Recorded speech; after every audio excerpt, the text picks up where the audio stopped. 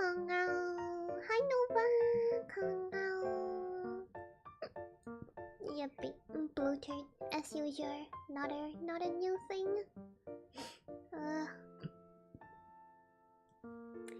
Yeah, so today I'll be continuing my studies on for my driver's license journey. This is I actually don't know if you're allowed to show this. Probably it should be fine, I think, as there is no rule that says that I can't show it. That I can't show the video, I think. Yeah, hopefully. Congratulations.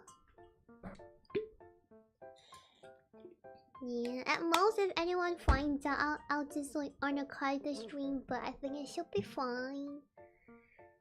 So yeah, there's like two lesson videos to look at, and each of them I think it's about 1 hour. So I gotta watch this in order to like in order to go do the finer theory test. Oh wait, I have to do the trial test first. God damn it. Yeah. Oh well, I will just start it. Okay, or chill. I don't know if I should find like a copyright free like instrumental, so that it's not constantly like this one. Congratulations.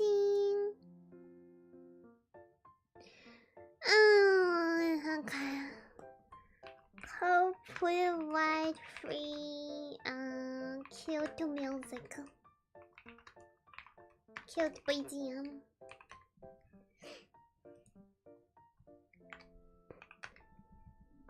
But yeah, I'll probably be like the songs will probably be instrumentals that I have used before. At least it's not continuously the same. Maybe this one?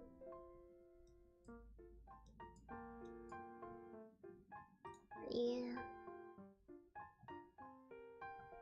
Why? Okay. I'll just listen to this.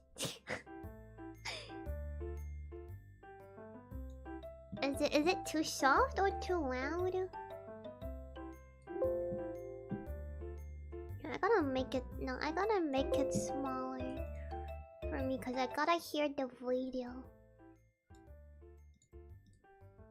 I don't know if this would distract me, but we'll see. How's your gaming now? Isn't it nice to see Gao like 2 days in a row? I'm just kidding. I'm just kidding, bro.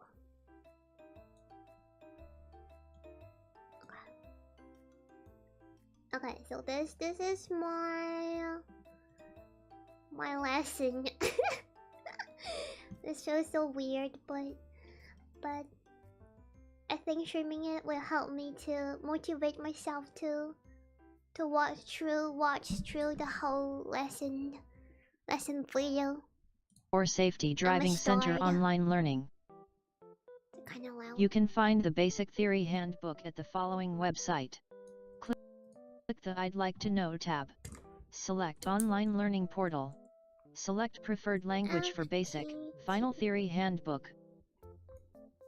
These are the topics covered in Lesson 3. Operations of Vehicle Controls. Preoperative Procedures. Code of Conduct on the Road. Basic Driving Techniques. Driving through junctions. Driving on expressways. Okay. Emergencies while driving. Accidents. When you are driving, you should wear proper attire. Clothing should not restrict arm and hand movement, or your body movement. Why do you Do not wear dresses or pants which may hinder your leg movement. If you have long hair, secure it properly with a headband so that your vision is not obstructed. Flat shoes are best for the driving test. The most important aspect of what to wear for the driving test is your shoes. Avoid sandals, slippers, or flip-flops as these are dangerous due to the fact they can get lodged under a pedal. Also avoid shoes with any long heels as this may prove difficult to operate the pedals. Also boots may prove restricting whilst operating pedals. If I race, Ideal driving test my license shoes, is gonna or get ideal revoked. shoes simply for driving in for that matter are flats, that are non-restrictive and remain secure on the feet. Find also shoes that are not too wide to eliminate the possibility of accidentally clipping a pedal, whilst pressing an certified forklift operator? Wow. I think I've tried that before, like... well, I think a few years back.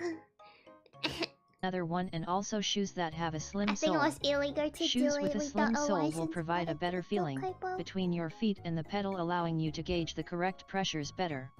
Wear spectacles if short-sighted. Important note, during the traffic police test the tester can stop you from taking the test if you do not use proper attire. Okay. These are the basic controls that we have in a manual transmission motorcar. Steering wheel. Gear lever. I don't think I have Handbrake. the lever. Handbrake. Accelerator pedal. Handbrake. Brake pedal. Clutch pedal. Okay. These are the basic controls that we have in an Also, automatic auto transmission has motorcar. down as well. Steering wheel. Gear lever. Handbrake. Accelerator pedal. Brake pedal. Notes. I don't know if this will be tested, but I'm just gonna note it down. No, it's a secret between us. It was just that one time, you know. Yeah, so starting. I hope I'll pass the test in one go. Hopefully. What? What birthday suit? I don't have a birthday suit. And then, auto has the steering wheel, handbrake, and also gear level. So the lower the gear, the higher the power, but the lower the speed. And the higher the gear, the lower the power, but has the higher speed. That was tested in like the first test, the basic theory test. No, I hope the thing is like I studied for the test, but like after the test is over, I think I'll like forget them all because I think I forgot like what was like I parsed it. I parsed the first test, the first theory test, but I don't think I remember like a lot of the information stuff that Yabina. So the pedal and brake pedal, what? Automatic transmission motorcars do not have the clutch pedal. Steering wheel is used to control the direction of travel. The steering mechanism is self-centering, and therefore requires only a light grip to keep the vehicle on a straight course. Light grip. You may need to tighten your grip in order to maintain a proper course while cornering, braking, and on uneven roads such as gravel paths, muddy tracks and road humps.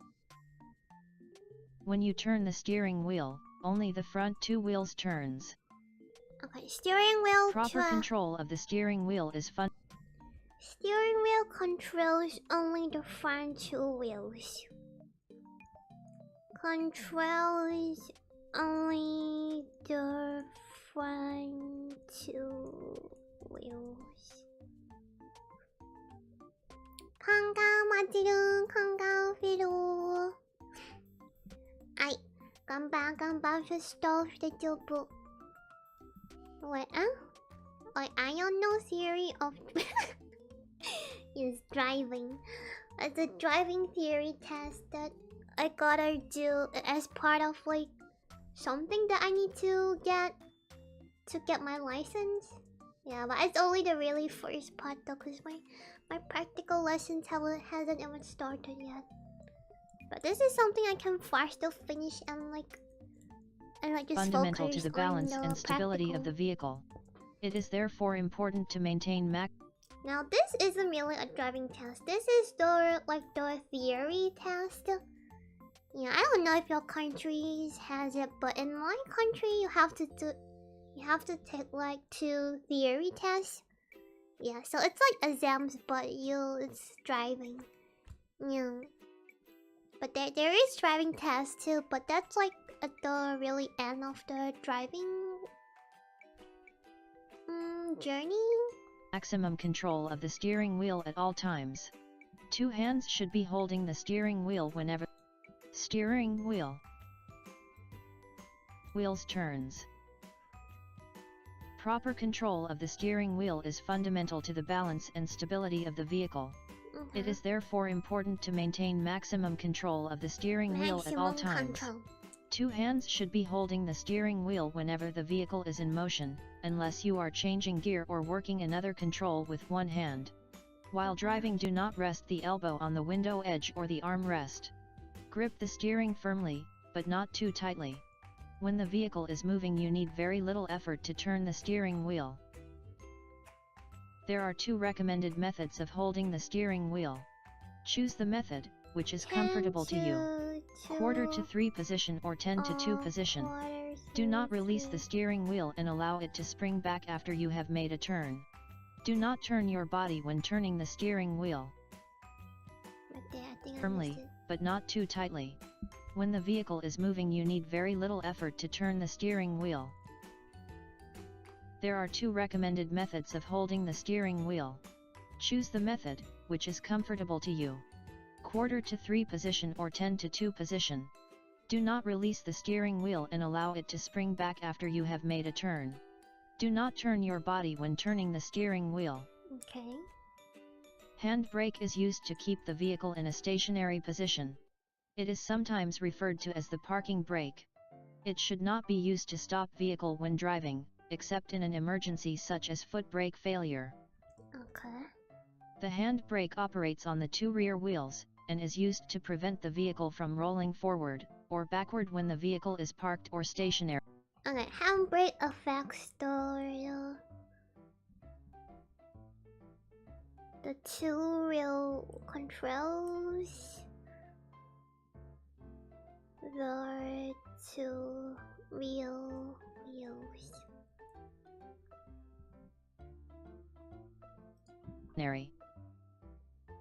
To apply the hand brake, press the ratchet button at the end of the lever, then lift it up fully. Okay. Then release the ratchet button. To release the hand brake, depress the foot brake pedal, pull the lever slightly upward, press the ratchet button and lower the lever down fully. Do not release the button until you have brought the lever to the off position. Okay. The gears control the speed and power of the vehicle. The forward or backward movement of the vehicle is controlled by the gears. The gear lever is used for changing the gears to regulate the power and speed of the vehicle. The gear lever also helps you to select the gears to move the vehicle forward or backward. The marking on the knob of the gear lever indicate the position Do I have and to direction in remember which the this lever because should I'm not taking manual. be shifted in order to engage the respective gear. Odd numbers on the top and even numbers below. Neutral gear is in the center. Do not look at the level when changing gears. Usually the odd numbers are on the top and the even numbers are below. The neutral position is in the center. Types of different gears. N, neutral, also known as free gear, it means that all gears are not engaged. First gear is the most powerful, but the speed will be very slow. It is used to move off, when traveling at a very slow speed and when climbing steep slope, or when doing half clutch control. Second and third gears produce moderate power and speed. The second gear produces more power but less speed compared to third gear. Fourth gear usually is used for moving at a faster speed because the power is weakest. Fifth gear is used for cruising at a constant speed for several kilometers. Example, expressway driving. Reverse gear is meant for you to reverse the vehicle. You should have a mental picture of the gear layout. This will enable you to change the gear without looking at the diagram on top of gear lever. Your eye should be on the road. Lower gears will produce better power. Higher gears will produce better speed. The first gear will give you the most power while the fifth gear will produce the most speed. To shift the gear lever, cup your left palm over the gear lever knob with the palm facing the direction in which you intend to shift the gear lever. When changing gears, the clutch pedal should be fully depressed. Do not look at the gear lever while changing the gears. This slide shows gear position on an automatic. I'm sleepy. Let's get there. I'm starting to feel sleepy. First one is park with gear and gate. What does that mean? Reverse is the second. Neutral. Drive has 4 gears. What? Drive 3 has 3 gears. Locks the transmission in second gear. Locks the transmission in first. What? Transmission. P. Park. This position mechanically locks the transmission. Use park whenever you are turning off or starting the engine. To shift out of park, you must depress on the brake pedal and have your foot off the accelerator pedal. Press the release button on the front of the shift lever to move it. What? I don't understand. Congo H2. This slide shows gear position on an automatic transmission. P. Park. This position mechanically locks the transmission. Use park whenever you are turning off or starting the engine. Use park when you're turning off or when turning off or starting the engine. Starting the engine? To shift out of park, you must depress on the brake pedal and have your foot off the accelerator pedal.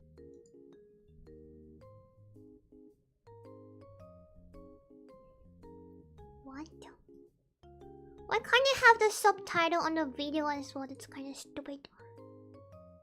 Press the release button, lift the gear lever, cup your left palm over the gear lever knob with the palm facing the direction in which you intend to shift the gear lever. When changing gears, the clutch pedal should be fully depressed. Do not look at the gear lever while changing the gears. Starting for my final This slide shows gear position on an automatic transmission. P. Park. This position mechanically locks the transmission. Use park whenever you are turning off or starting the engine. To shift out of park, you must depress on the brake pedal and have your... You must depress? Depress on the brake pedal? What does that mean? Depress? What? Or does it mean you have to shift out of the park? You have to press on the brake pedal? What? Congo outward. Yes, I'm starting for my final theory test. Your foot off the accelerator pedal. Push down. So it basically means I have to, in order to shift out of the park, I have to press on the brake pedal. Basically. Press the release button on the front. This position mechanically locks the transmission. Use park whenever you are turning off or starting the engine. To shift out of park, you must... To shift out of park, depress on the brake pedal. Press on the brake pedal. And have your foot off the accelerator. And basically don't touch the accelerator pedal. Press the release button on the front of the shift lever to move it. Press the release on the... What? The engine. To shift out of park, you must depress on the brake pedal and have your foot off the accelerator pedal. Press the release button on the front. Press the release button front of the shift. On the front of shift lever to move the level it. To move it.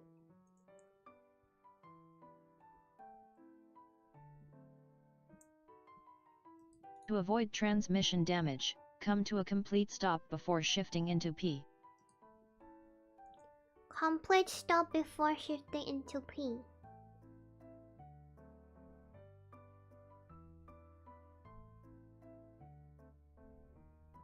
R. Reverse. Come to a complete stop to shift to reverse. N. Neutral. Use neutral. Complete stop.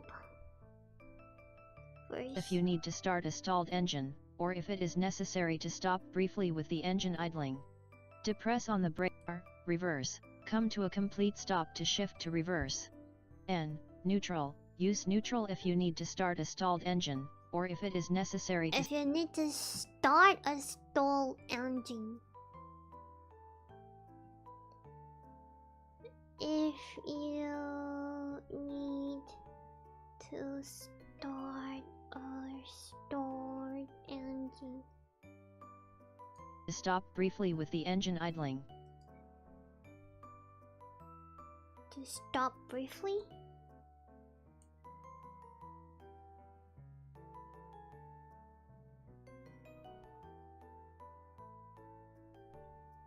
Depress Kinda confusing. on the brake pedal when you are moving the shift lever from neutral to another gear.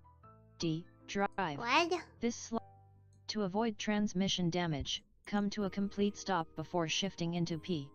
R. Reverse. Come to a complete stop to shift to reverse. N. Neutral. Use neutral if you need to start a stalled engine, or if it is necessary to stop briefly with the engine idling. Depress on the brake pedal when you are moving the shift lever from neutral to another gear. Press on brake pedal. Are these like information correct?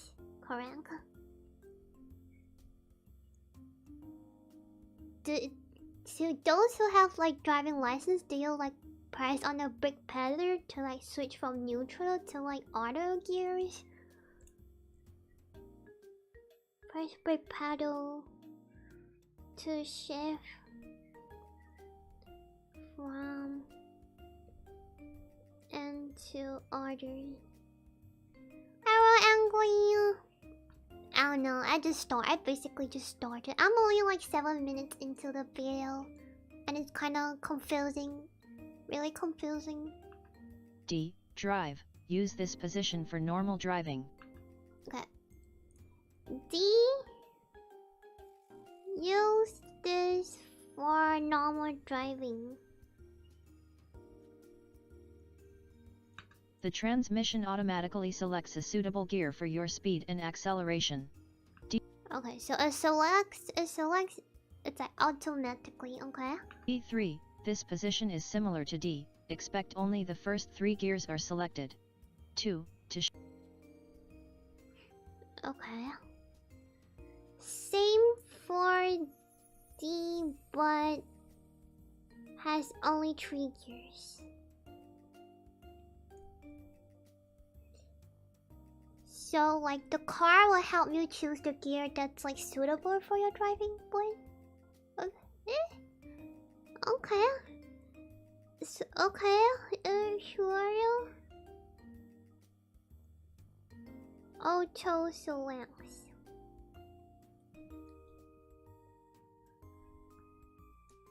You can't drive but believe it, so the car starts rolling. Okay.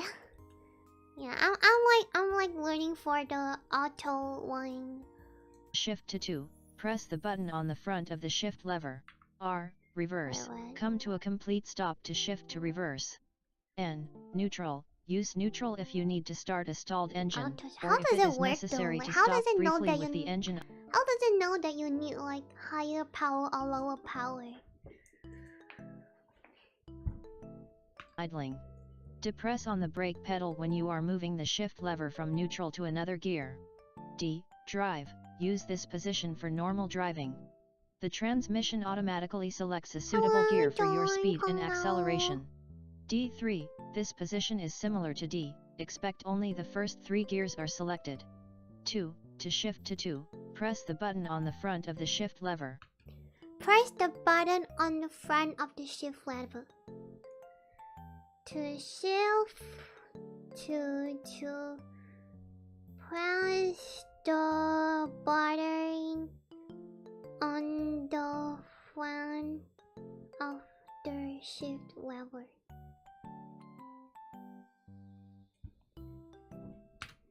This position locks the transmission in second gear. Locks the transmission in second gear.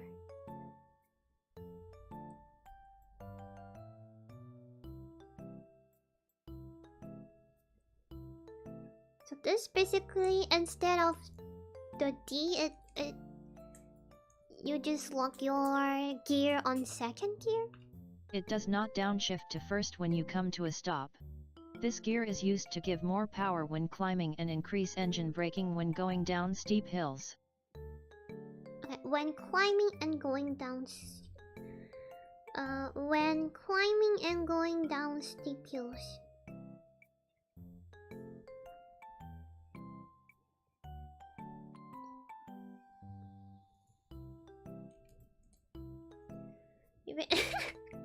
Yeah, the text to speech kind of makes it like a bit hard to hear. Do you drive left-hand side or right? I think there's only like one side car in my country, and it's on the right side. Yeah, right side. 1. To shift to 1, press the release button on the front of the shift lever. With lever, press the release button. In this position it is locked in first gear. Okay. Same as 2, but lock on first gear. A vehicle with automatic transmission has no clutch pedal. It has instead a system that senses the need for changes to higher or lower gears, and makes such changes for itself. The transmission senses and selects the gear according to the road speed and load on the engine. Thus a driver does not have to worry about the repeated decisions and movements involved in normal gear changing. This makes the physical job of driving much easier, and it also allows a driver more time to concentrate on what is happening on the road. Okay. Generally, an automatic transmission changes to a higher gear as road speed rises and to a lower one as it falls. It also takes into account the load on the engine so that, for example, it changes down, if necessary, for uphill work. However, there are times when you need a low gear although your speed is constant and the engine load is light, such as when you are going down a long steep hill. The automatic transmission will not necessarily choose the right gear in these situations, thus you need to know how to use the particular types of controls fitted to your car to your best advantage. Before starting the engine, ensure the gear is in park or neutral. The text-to-speech is making me confused.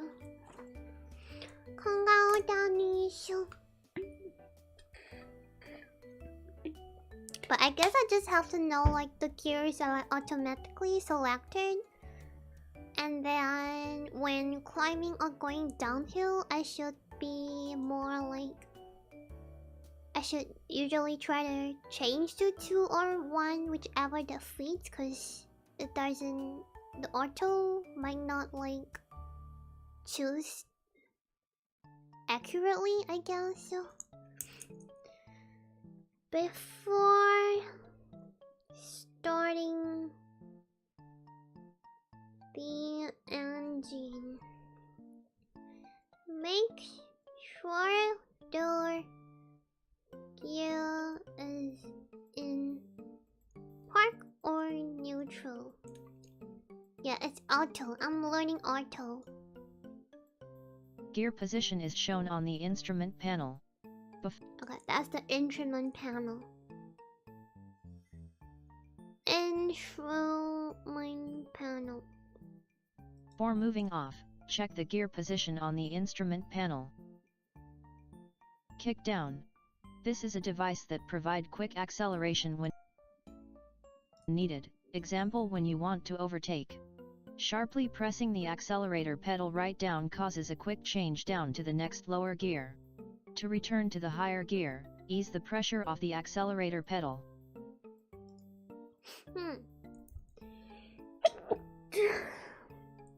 No need to change gears, really? Even if it's like climbing or going downhill? think manual cars were at rare because I think a lot of people still like learn manual, but yeah, I just need to drive, so auto is good enough. Kick down increases accelerating speed.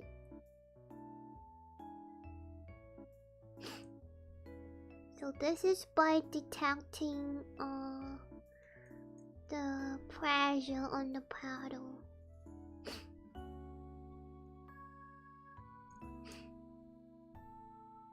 You want to learn to drive manual car because I think it's like people want a manual. A lot of people want a manual because they wanna be cool, like do the cool the shifting gears stuff. Yeah, because my brother also is like learning. I think he's having the final test soon, like the actual driving test soon, and he's like taking manual too because he wants to like switch the gears. Auto creep. Auto creep happens when running of the engine creates enough power to move the vehicle. Always check your vehicle for a tendency to creep excessively. Never rely on creep to hold the vehicle on a hill or gradient. Even though it does not move, the vehicle could roll back without warning if the engine stopped for no reason. Types of foot pedals. I don't understand what that was. Creep happens when running of the engine creates enough power to move the vehicle. So it's when your car is not supposed to move, but the running of the engine accidentally gains more power to move the vehicle. Oh, why I don't like phrasing this in such a weird manner, goddamn. Down. This is a device that provides quick acceleration when needed. Example, when you want to overtake. Sharply pressing the accelerator pedal right down causes a quick change down to the next lower gear. To return to the higher gear, ease the pressure off the accelerator pedal. Auto creep. Auto creep happens when running of the engine creates enough power to move the vehicle. Always check your vehicle for a tendency to creep excessively. Never rely on creep to hold the vehicle on a hill or gradient.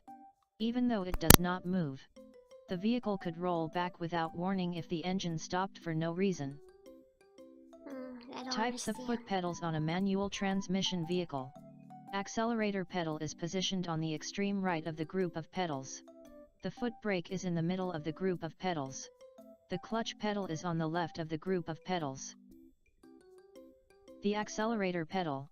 The accelerator pedal controls the amount of air and fuel mixture is supplied to the engine. The more you press the accelerator, the more air and fuel mixture goes to the engine, the more power is generated and higher the engine speed. When moving off, you need just the right amount. Too little fuel, the engine may stall. Types of foot pedals on a manual transmission vehicle. Accelerator pedal is positioned on the extreme right of the group of pedals. The foot brake is in the middle of the group of pedals. The clutch pedal is on the left of the group of pedals. The accelerator pedal. The accelerator pedal controls the amount of air and fuel mixture is supplied to the engine. Okay. The more you press the accelerator, the more air and fuel mixture goes to the engine, the more power is generated and higher the engine speed. When moving off, you need just the right amount. Too little fuel, the engine may stall. Too much fuel, the vehicle may surge forward. The accelerator pedal is the most sensitive pedal. Yeah, I was okay. When I sign up for the driving school, like there is this orientation like a few weeks ago where you get to try things out even though your lesson haven't started, and so they let us sort of try their stuff in the car, and like holy shit. The accelerator was like really sensitive. Like I didn't really like push much, and then it just like went boom. Of course it's like in park mode, so it's like it didn't move off, but it was really scary. So like my anxiety was peaking. Use the outer edge of the ball of your right foot with the heels resting on the floorboard. Use ankle movement to depress the pedal. The accelerator pedal must be depressed steadily and progressively in order to achieve gradual and smooth increase in speed. Okay. The brake pedal. The brake pedal is used to reduce the speed or stop the vehicle. How to operate the brake pedal? You should use the ball of the right foot to depress the pedal. The heel should not rest on the floorboard when the brake pedal is being depressed. Okay. Do not use the arch, it is difficult to control the brake pedal. Do not use the toe, they may slip off while braking in an emergency. The pressure on the brake pedal should be applied firmly during the initial stage, with the pressure on the brake gradually reducing, as the vehicle approaches its destination. The safest speed or stop the vehicle. How to operate the brake pedal? You should use the ball of the right foot to depress the pedal. Yes, the heel should not rest on the floorboard when the brake pedal is being depressed. Do not use the arch, it is difficult to control the brake pedal. Do not use the toe, they may... How many pedals do auto have? 2? The accelerator and the brake pedal. May slip off while braking in an emergency. The pressure on the brake pedal should be applied firmly during the initial stage, with the pressure on the brake gradually reducing, as the vehicle approaches its destination. Okay, so it should go all the way and then gradually reduce the pressure till it reaches their destination. Brake pedal. Press firmly and gradually reduce the pressure to destination.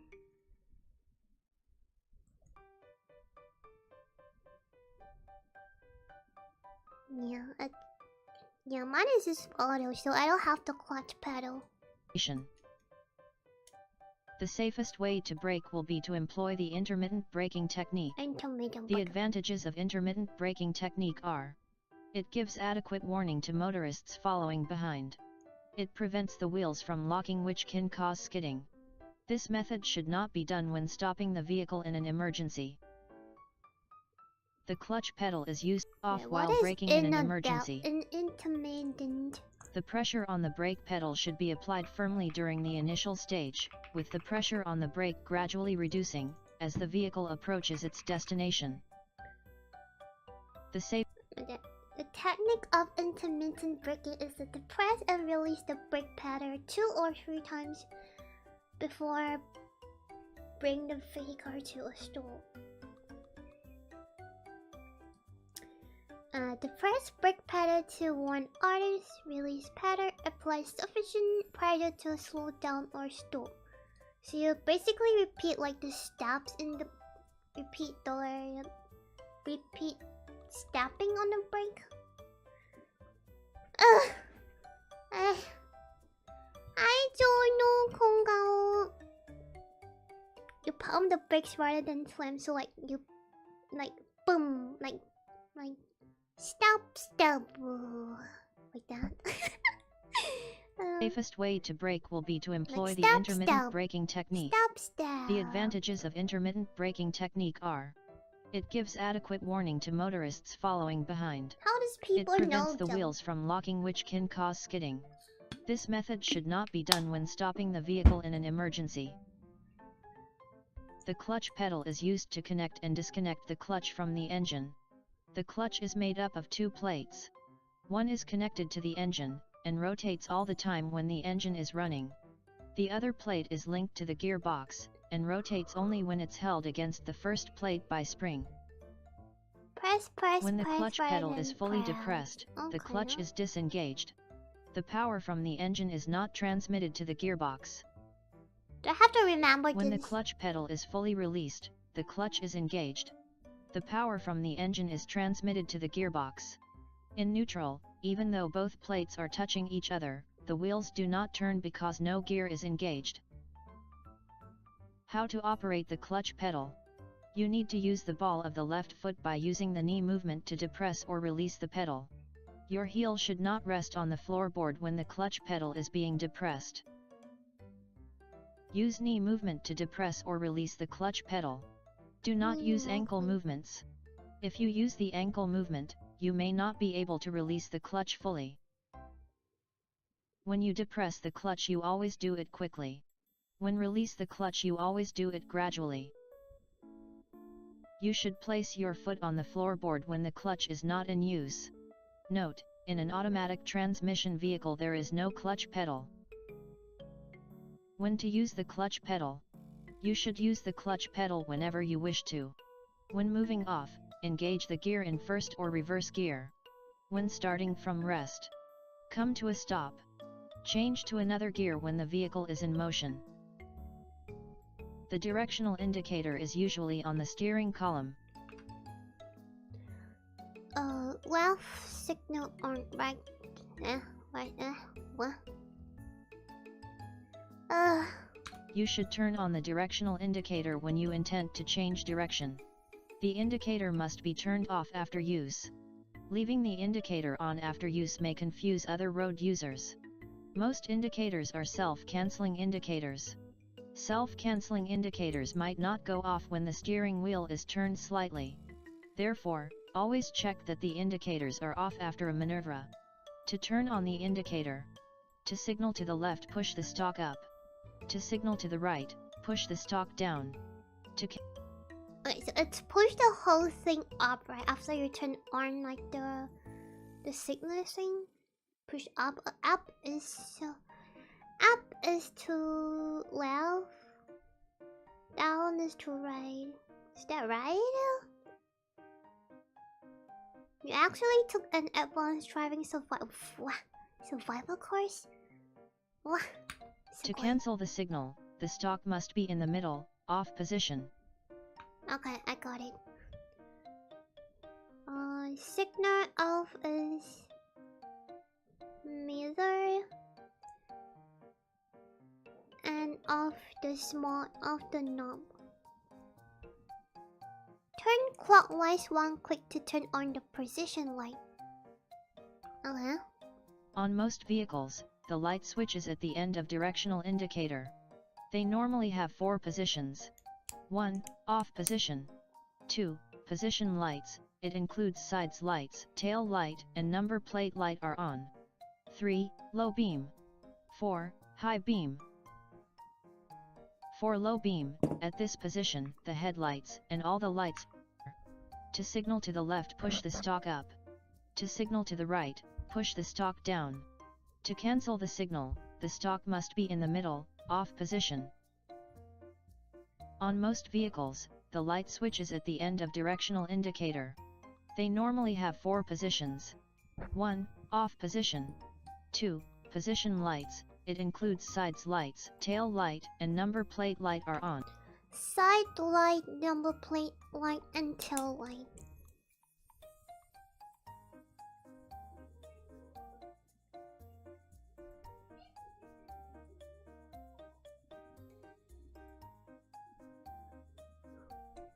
Side light is the light it's the directional light, right? 3. Low beam. 4. High beam. 3. Switch.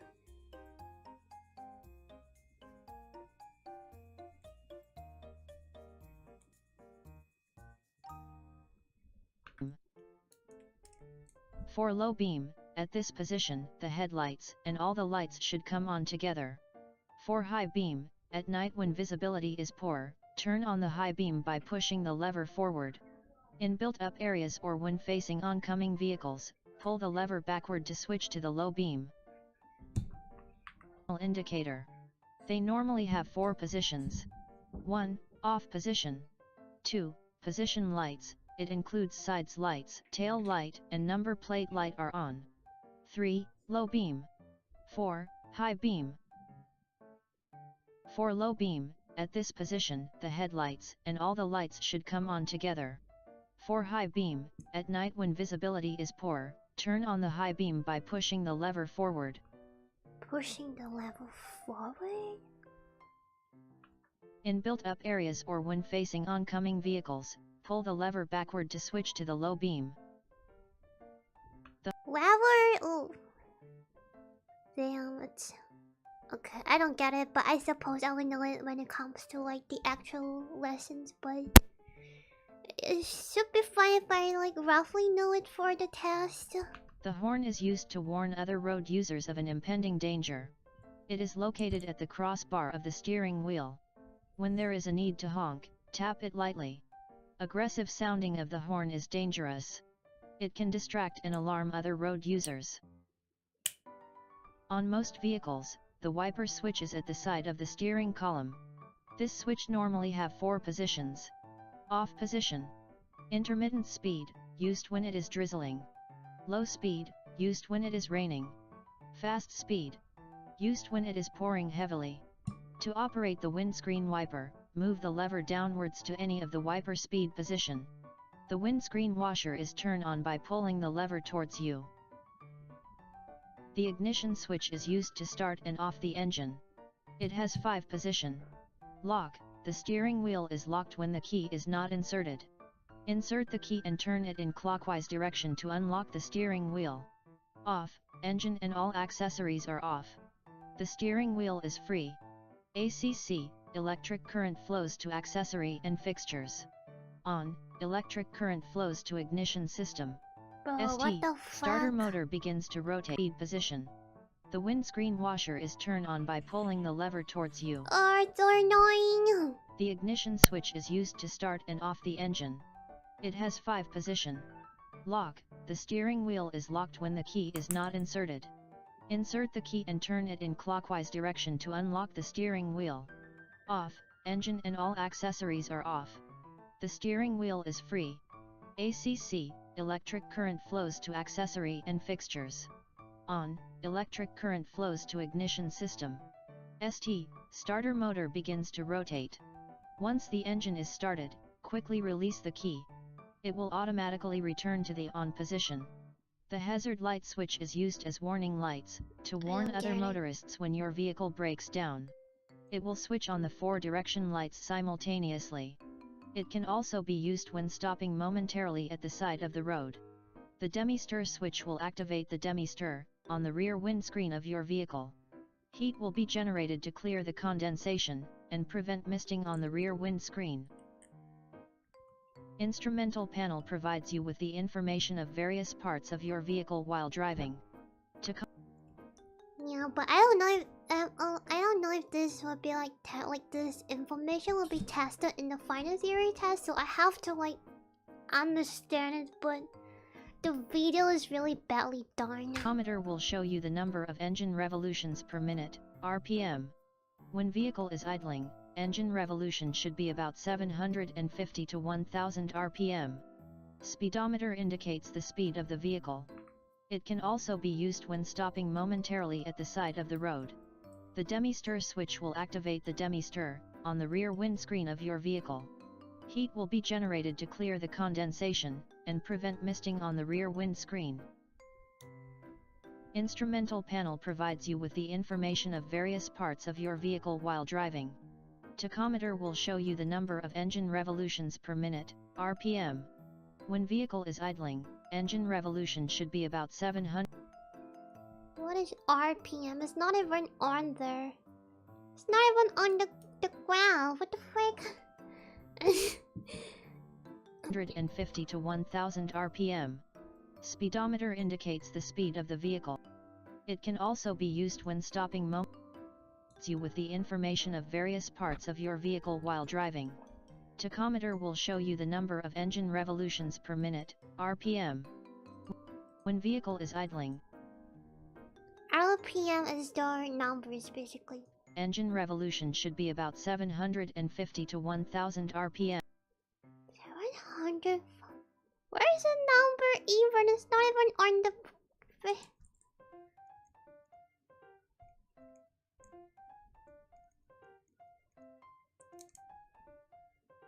It's how fast the engine is turning?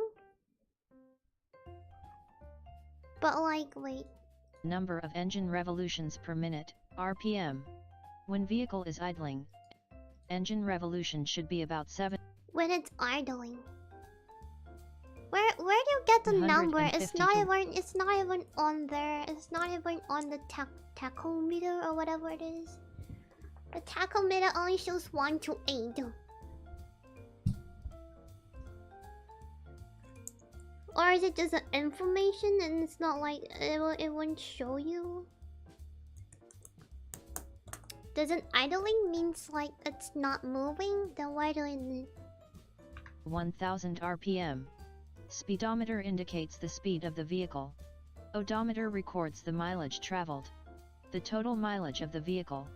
Trip meter can be reset to record mileage traveled per trip. Temperature gauge will move from C to H as the temperature rises. If the pointer swings beyond the normal range, it means that the engine is overheating. Signal indicator shows the directional indicator is on. The warning lights shows the working conditions of the battery, brake, oil pressure. Seat belt indicator comes on when the seat belt is not fastened. Fuel gauge shows the amount of petrol in the fuel tank. 1000, so 8 is... Oh... Okay, so 1 is 1000. Okay. Battery warning light. This light will come on when the ignition key is switched to the on position. It will go off once the engine is started. If the light fails to go off after the engine is started, it means that the battery charging system is faulty. Seat belt indicator. This light will come on when the driver has not fastened the seat belt. Door warning light. This light will come on when any of the doors is not properly shut. Oil pressure warning light. This light will come on when the ignition is switched to the on position. If the light fails to go off after the engine is started, this indicates that the lubricating oil in the engine is below the prescribed level. Brake warning light. The brake warning light will come on when the ignition key is switched to the on position, and goes off once the hand brake is released. When it remains on, it means that the brake fluid in the brake fluid reservoir is below the prescribed level. The powertrain is the principal mechanism by which power is transmitted from the engine to the wheels. The sequence is arranged in this manner. Engine produces the turning force. Clutch, when the clutch is depressed, the power do not reach the transmission, gearbox. When the clutch is released, the power reaches the transmission. Gearbox, to change gear, meshing by shifting. Propeller shaft, shaft connection between transmission and differential gear. Differential gear, make it easier to take a bend. Permits power from the engine to be transmitted to a pair of driving wheels. On a straight road the wheels rotate at the same speed. When turning a corner each wheel travels a different distance through the turn, and that the inside wheels travel a shorter distance than the outside wheels. The wheels that travel a shorter distance travel at a lower speed. When wheels on the inside travels at a lower speed. Walking around the vehicle, you should face the oncoming traffic for safety reasons. When opening the doors of the vehicle, pay close attention to the vehicle approaching. Do not open the door too wide. Once you are inside the car, lock the doors. Getting out of the vehicles. You should check mirrors and over the shoulder. Open the door slightly about 10 to 50 centimeters. Open the door wide enough to get out. Close the door firmly after getting out. Walk clockwise direction. Tires. The tires on your car are the only contact with the road. One tire point of contact on the road surface is about the size of a person's foot.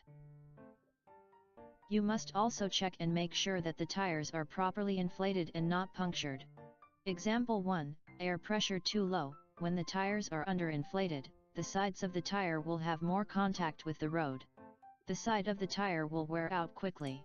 Example 2, air pressure too high. When the tires are overinflated, the center of the tire will have more contact with the road. The center of the tire will wear out quickly. Example 3, correct air pressure. When the tires are properly inflated, it will have good contact with the road. Puppy. The wear on the tire will be even. I am very sleepy. Memory. Stupid text-to-speech video.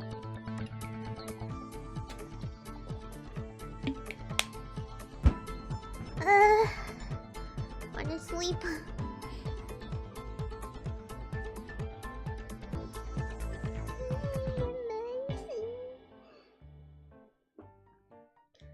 Inspection. If you want to keep your car in tip-top condition, you'll probably want to make a regular visit to your car mechanic. However, you should also spend some time once a week to do a thorough check of your car. Once a week. So, where do we start? Before we begin, you need to get your car parked on level ground. Now that's done, so get into the driver's seat. First, do a thorough check of the brakes. Step on the foot brake a few times. If it sinks to the floor, then there could be a leak in braking fluid. If it sinks to the floor? If you want to keep your car in tip-top condition, you'll probably want to make a regular visit to your car mechanic. However, you should also spend some time once a week to do a thorough check of your car. I don't have a dream car. I can just drive in a car. Where do we start? Before we begin, you need to get your car parked on level ground.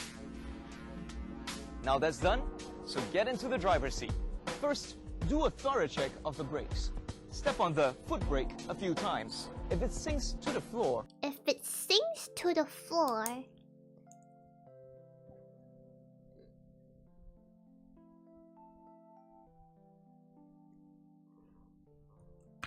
then there could be a leak in braking fluid. Could be a leak in braking fluid.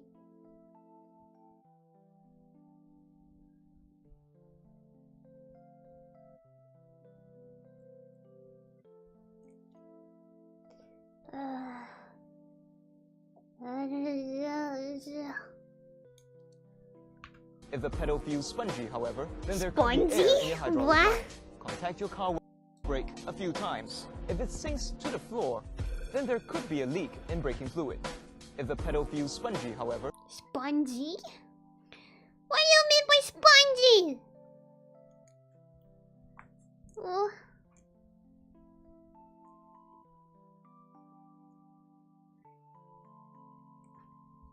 Then there could be air in your hydraulic line. Could be air in your hydraulic line? My pen. Could be air in your hydraulic whatever line or whatever. Contact your car workshop if that happens. Okay. Now, check your handbrake. You should only be able to release your handbrake when you press the button. When you pull the handbrake, it should lock itself into position. Make sure the handbrake is not too wobbly when you pull it. You should also make sure that you have enough space to handle the handbrake. Next, turn the ignition switch on and check your fuel gauge. Make sure there's enough petrol. Now, turn off your ignition switch and open your car bonnet. It's the catch here. It's time to do an engine check. Make sure the bonnet is secure. A what? Gauge. Make sure there's enough petrol. Now, turn off your ignition switch and open your car bonnet. It's the catch here. It's time to do an engine check. Make sure the bonnet is secure. Bonnet? Bonnet?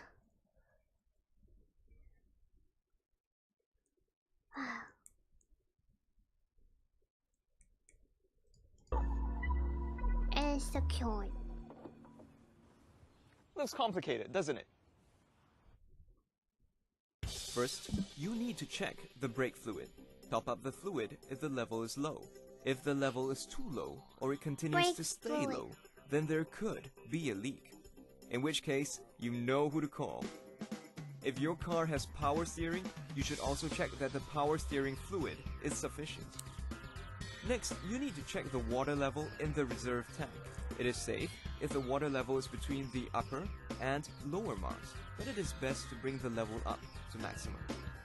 You should also check the cracks on the radiator holes or for leaky connectors. Replace them. Check radiator hose where necessary. Okay. Next, you need to check your engine oil. Remove the dipstick. Now, dip it into the tank. The oil level should always be at the upper line of the dipstick. If the level is low, you may also need to check for signs of leakage. Now, check the drive belts. Press the belt in the middle to check if it is too slack. Check also if there are any cracks.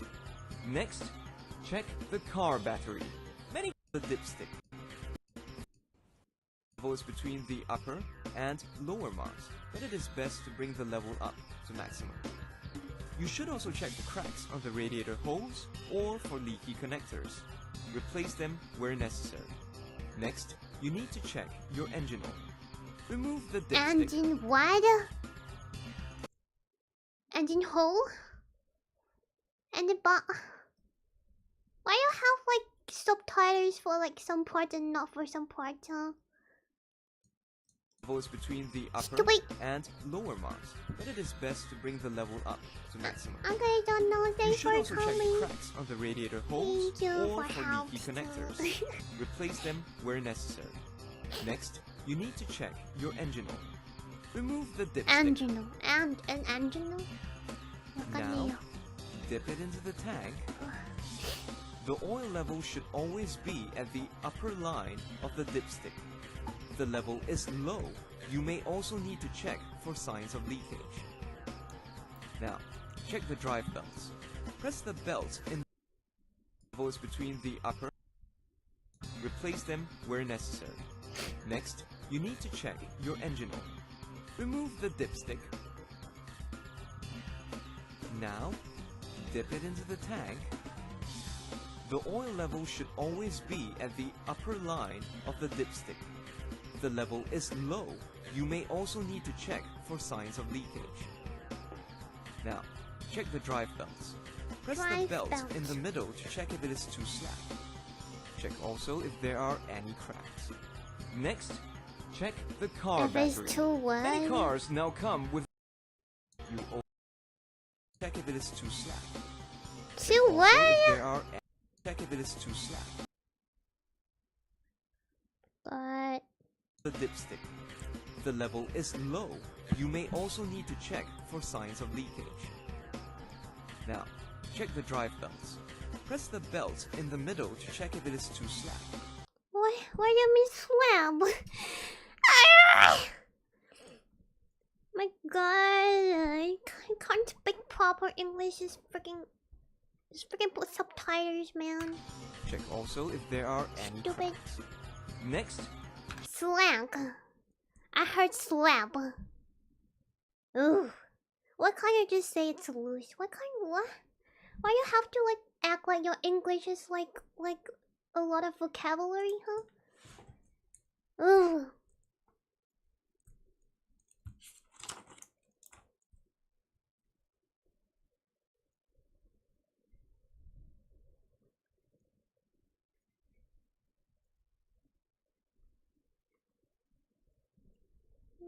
check the car battery. Many cars Car battery.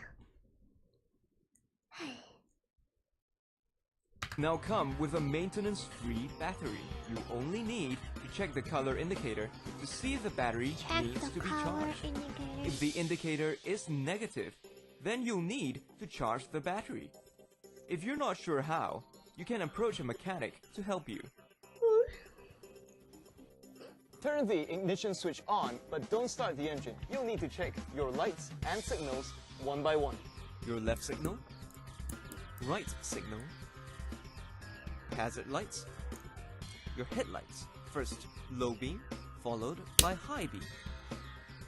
The reverse lights, the tail lights, and the brake lights. Don't just stay in the car when you're checking the lights. You need to get out to make sure they're working properly. It is important to ensure that your lights are working properly, as they are a means of communication on the road. If your brake lights are not working, for example, then motorists behind you may not know when you're stopping. They could easily crash into you. Finally, to check on the condition of your car tires. You need to take note of the correct air pressure for your tires and make sure you pump air regularly. You can check the air pressure by using an air pressure gauge. Petrol stations will also normally be fitted with air pumps, where you can check and replenish the air pressure for your wheels. Don't forget to also check the air pressure of your spare tire, as it is bound to deflate over time. Your tires will wear out over time. You'll need to check that they're not too worn out. Bald or worn tires are more dangerous, as they have less grip on the road. They are more likely to skid when braking. This is how a worn-out tire looks like. How do you know if the tire is worn out? See this little triangle? Check the direction it's pointing. There. This is the thread wear indicator. If you see these markings on your tire, then it is worn out. This tire needs to be changed. This is how a new tire will look like. Now that you've done the checks, you're just about ready to go. Before you drive off, adjust the seat to make sure you're comfortable. Do a visual check of your rear and side mirrors and make sure they're in the right position. Don't forget to put on your seatbelt. Okay, this is it. A full car checkup. Easy as A, B, C. Don't worry, the whole check seems quite complicated at first. You'll get used to it over time. And if you are ever in doubt about anything, don't be afraid to call your mechanic.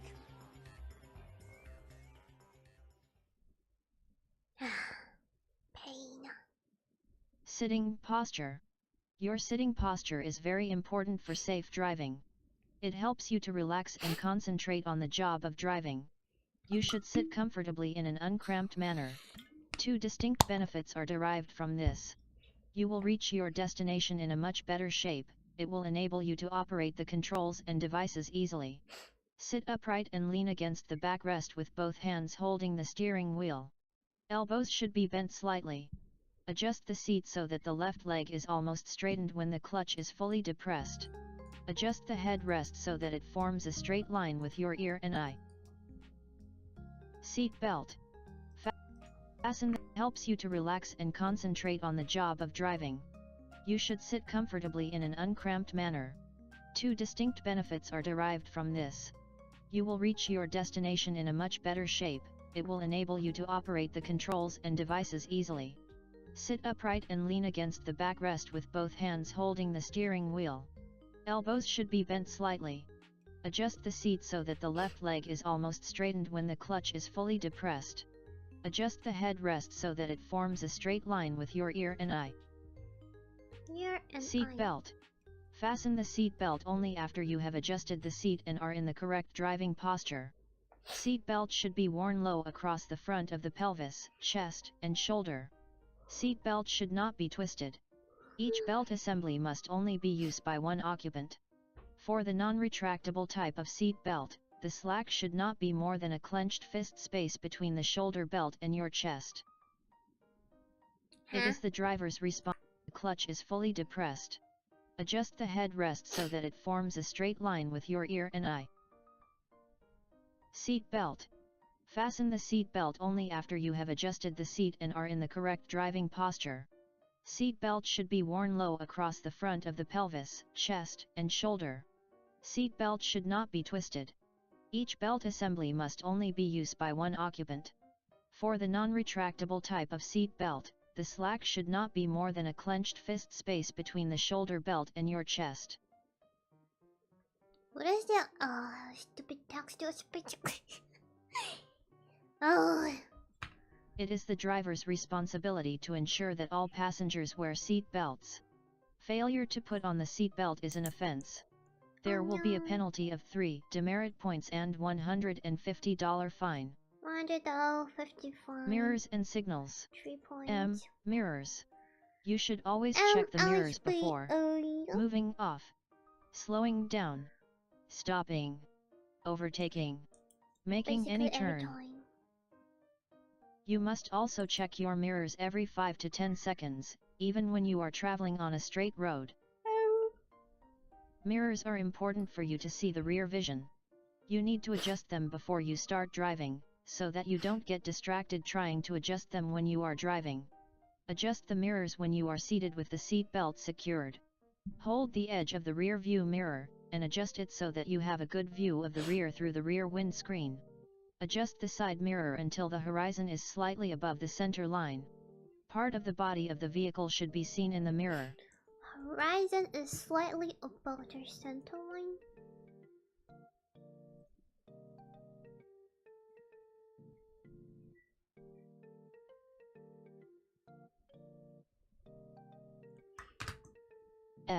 Signals. When you are driving straight, there is no need to inform other road user of what you intend to do next. When you want to stop, turn, and reverse, it involves change of speed, direction, and action. It may cause inconvenience to other road user if you don't inform them of your intention. Always show your intention early and clearly. You should signal 3 seconds in advance before you change direction. B. Blind spot. The areas on the right and left of your vehicle, which cannot be viewed in your mirrors, are known as blind spots. You have to turn your head and look over your shoulder, to the left or the right, to check for traffic in the blind spot before changing lane, overtaking, turning or stopping. A. Action. When it is safe to do so, act accordingly. Reversing. In view of the difficulty in seeing and controlling the steering wheel, you should take note of the following before reversing. Safety of other road users. Your sitting posture. The vehicle speed. Steering control. Automatic transmission speed control on. An automatic transmission vehicle apply the brake on and off to travel at a slow speed. Safety. Check surrounding. Before you move backward, you must check the front, side and rear for any pedestrians and obstructions. Do not reverse from a side road into a main road, and into a road with no entry sign. If your view to the rear is restricted, get help when reversing. Sitting posture. You should not sit in a forward driving posture, and rely on your rear view mirrors while reversing. You should turn your body and at the same time, turn your head to look through the rear windscreen. Speed control. In view of the difficulty in seeing and controlling the steering wheel, reversing should be carried out at a very slow speed. You have to control the clutch pedal by releasing and depressing it repeatedly so that the engine power is not continuously transmitted to the drive wheels. These should be done with the accelerator pedal slightly depressed. Speed control on. An automatic transmission vehicle apply the brake on and off to travel at a slow speed. Apply the brake on and off.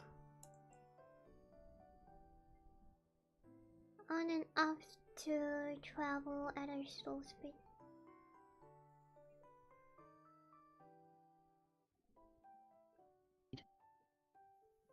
Steering control. An effective way to improve correct steering while reversing is to reverse from a slanting position and get your car straightened in as short a distance as possible. To reversing should be carried out at a very slow speed. You have to control the clutch pedal by releasing and depressing it repeatedly so that the engine power is not continuously transmitted to the drive wheels. These should be done with the accelerator pedal slightly depressed. Speed control on. An automatic transmission vehicle apply the brake on and off to travel at a slow speed. Steering control. An effective way to improve correct steering while reversing is to reverse from a slanting position and get your car straightened in as short a distance as possible. To reverse a vehicle. I can't hear what it's saying. Oh, oh my god, my phone. Oh, oh, this is freaking painful. To reverse to the right, turn the steering wheel to the right. Vehicle into a limited opening requires a good sense of judgment of the position of the wheels. Try to visualize the position of all the 4 wheels from the driver's seat. Steering a vehicle in reverse is similar to driving forward. You should steer in the direction in which you wish to move. When the steering is turned to the right, the vehicle will move to the right. When the steering is turned to the left, the vehicle will move to the left. When the steering is turned to the left, the vehicle will move to the left. To reach your destination, you may have to use many roads. The joining of these roads are known as junctions or intersections. This is where many vehicles will pass each other's path. Therefore, accidents are most common in or around the junctions. It is said that 1/3 of all accidents happens at a junction. This diagram shows the potential contact points in a junction. There's like 4 diamonds. Since junctions can be very dangerous for motorists, we'll move to the left. We have to observe the This is where many vehicles will pass. No, plan your route beforehand. The vehicle will move into the correct lane for your. This is where many vehicles will pass each other's path. Therefore, accidents are most common in or around the junctions. It is said that 1/3 of all accidents happens at a junction. This diagram shows the potential contact points in a junction. Since junctions can be very dangerous for motorists, we have to observe the junction rule. No, plan your route beforehand. Get into the correct lane for your destination. Use a route which you are familiar with. Slow, do not speed when approaching junction, slow down before the junction, expect the unexpected at the junction. Show, always signal your intention early and clearly. Turn on the signals at least 3 seconds in advance before you turn at the junction. Always position correctly. When you intend to turn left, position your vehicle more to the left side of the road. When you intend to turn right, position your vehicle more to the right side of the road. Go, always proceed with care when entering the junction. Proceed with caution even if the traffic light is green in your favor. No slow show go. Left turn. The correct procedure for making a left turn. 1. Form up correctly. Get into the left lane well in advance, especially when you are on the right or center lane. 2. Signal. Signal your intention early and clearly, minimum 3 seconds. 3. Confirm safety. Confirm safety on your left by checking your left blind area. Look out for right turning vehicles from the opposite direction. 4. Move left. Make sure you are at the correct speed and correct gear. If your speed is too fast for the turn, you may swerve onto the path of oncoming traffic. Do not apply your brake or the clutch while turning.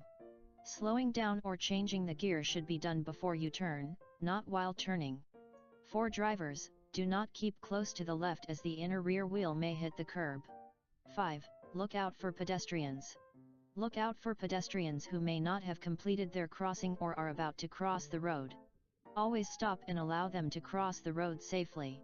Look out for traffic signs, road markings, or traffic lights. Check if the traffic lights, signs, and road markings allow you to proceed. 6. Cancel signal. Turn into the correct lane. Cancel your signal. Signal cannot be more than 3 seconds after maneuvers. After turning left, increase your speed accordingly. The center lane is a sharing lane. You may form up on the center lane to make a left turn, when the left lane is congested. Filter lanes. The filter lanes are designed to enable you to make a left turn, without having to stop at the traffic light junction. If there is a filter lane, vehicles turning left must make use of it. You are not allowed to turn at the junction. You may turn at the junction if there is an obstruction such as an accident or road works, where it is not possible for you to go through the filter lane. The correct procedure for going through the filter lanes. Form up correctly. Get into the left lane well in advance. Signal. Signal your intention early and clearly. Confirm safety. Check your mirrors and blind area on your left. Adjust your speed. Make sure you are at the correct speed and correct gear. Do not apply your brake or the clutch while turning. Reducing speed or changing the gear down should be done before you turn, not while turning. Look out for pedestrians. Look out for pedestrians at the zebra crossing. Look out for vehicles on the major road. Look out for vehicles on the major road. Slow down your speed, and if necessary stop to give way. Regulate speed. After turning, regulate your speed to suit the traffic and road condition. To go straight at a junction. 1. Select the appropriate lane as indicated by the road markings. Still like 20 minutes. 2. Reduce speed as you approach the junction. 3. Check if the traffic light allows you to proceed. If not, stop behind the stop line. 4. Check if there are any pedestrians crossing the junction. 5. Look out for oncoming vehicles which may cross your path. 6. increase your speed accordingly. To make a right turn, the accident rate for right turns is 2.5 times higher because it intersects the path of the oncoming traffic. The correct procedure for making right turns: 1. Form up correctly. Get into the right lane well in advance. 2. Signal. Signal your intention early and clearly, minimum 3 seconds. 3. Confirm safety. Confirm safety on your right by checking your right blind area. 4. Move right. Make sure you are at the correct lane, speed, and correct gear. Look out for traffic signs, road markings, or traffic lights. Check if the traffic lights, signs, and road markings allow you to proceed. Drive slowly to the center of the junction. Give way to the oncoming vehicles. Wait until it is safe to cross or wait for the right turning green arrow to appear. 5. Look out for pedestrians. Look out for pedestrians who may not have completed their crossing or are about to cross the road. Always stop in the right turn pocket, or in the center of the junction as not to obstruct the oncoming vehicles, and allow them to cross the road safely. Turn into the correct lane. 6. Cancel signal. Cancel your signal. Signal cannot be on for more than 3 seconds after the maneuver. After turning, increase the speed to suit the traffic or road conditions. Once it is safe, you should keep to the left side of the road. The center lane is a sharing lane. You may form up on the center lane to make a center lane, when the right lane is congested. Right turn pockets are provided so that you can position for a turn, when the light is green in your favor. These pockets are usually found on busy or wide junctions. When you position in the junction to give way to the oncoming traffic, you must stay within the pocket so that you do not obstruct others. When your view is obstructed, do not turn together with another vehicle. If there are 2 turning pockets, you may use the left turning pocket if the right lane is congested. When your view is obstructed, do not turn together with another vehicle. Do not make a U-turn at any road intersection, junction, or any opening in the road divider, except where a U-turn sign is located. Always negotiate a U-turn carefully, especially if roadside trees or hedges are obstructing your view of oncoming traffic. As you turn, be alert for any vehicles, especially motorcycles, which may be turning together with you on your right side. This warning sign warns you of turning vehicles from the opposite direction. Information sign. Beware of turning vehicles from the opposite direction. When turning into a one-way street, need to obey lane discipline. When you are on the right lane, turn into the right lane. If you are on the middle lane, turn into the middle lane, etc. Turning into one-way street. When you are on the right lane, turn into the right lane. If you are on the middle lane, turn into the middle lane. Expressways are designed for unimpeded, smoother, and faster traffic flow than on ordinary road. You need to react earlier and faster to traffic situations when you are driving along an expressway. The speed limit of expressways are 70 km. Need to obey lane discipline. When you are on speed limit of the express, need to react earlier and faster to traffic situations. Time information signs. When you are driving along an expressway. The speed limit of expressways are 70 km per hour, 80 km per hour, or 90 km per hour. Drive at a steady speed close to the speed limit of the expressway, or the limit of your vehicle. Observe the speed limit by glancing at the speedometer at regular intervals. Accidents happening on the expressways are usually fatal or very serious due to the higher speed, as stopping distance is related to the speed that the vehicle is traveling. It is important to keep a safe following distance. The faster the traffic, the more time and space you need for every action. You should give yourself more space than on a normal roads. Make sure there is enough space between you and the vehicle in front of you. By maintaining a correct following distance, it will enable you to adjust your speed without having to constantly brake and accelerate. When you are on the expressway, you need to use the mirrors more frequently than normal due to the higher speed. Keep your eye moving between the road ahead and mirrors, so that you know what is happening around you. At high speed, situation changes quickly.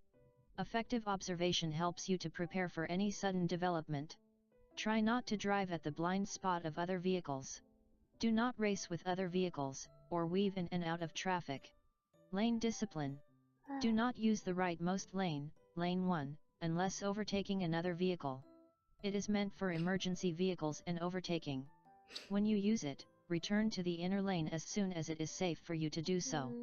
Drivers of large vehicles, buses, or any vehicle is traveling way below the speed limit are not allowed to use the extreme right lane. Unless the other lanes are closed.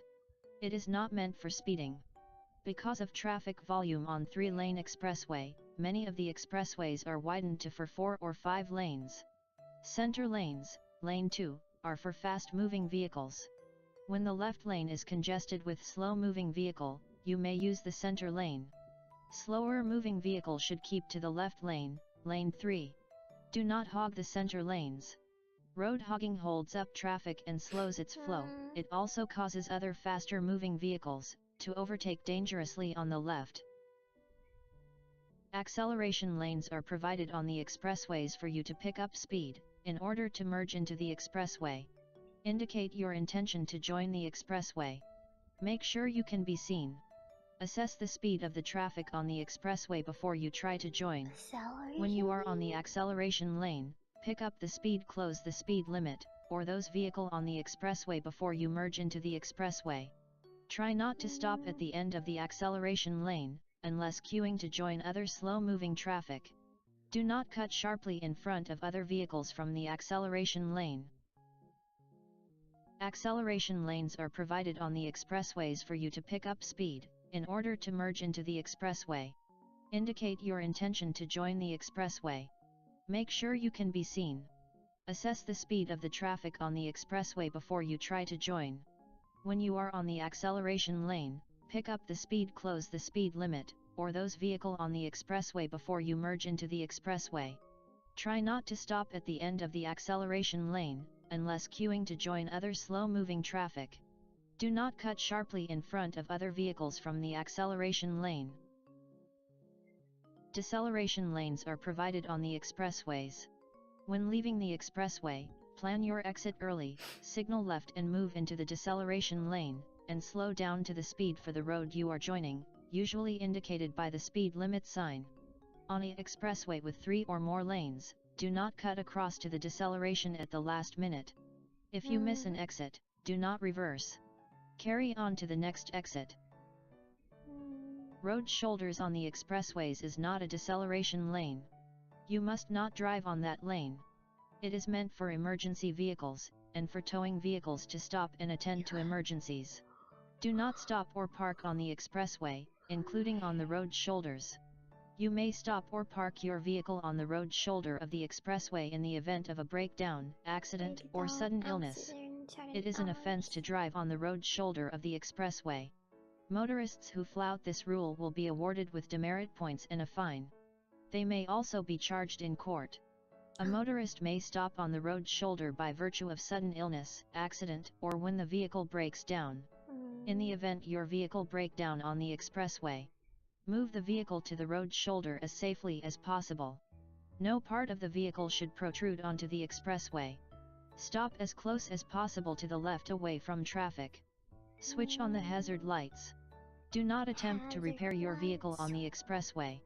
Place a breakdown warning sign at a distance of 20 meters or more behind the vehicle. Arrange for your vehicle to be towed away as soon as possible.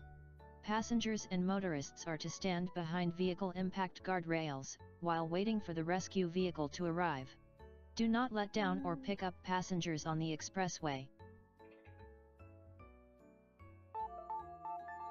Oh, another video.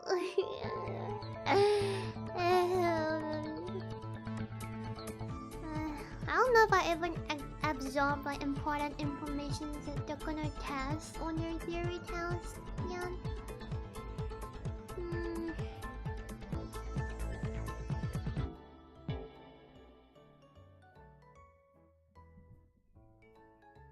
Expressways, the arteries of Singapore's road traffic system, specially designed for smooth traffic flow and faster traveling speeds. Driving on the expressway can take you from one end of Singapore to the other in an hour.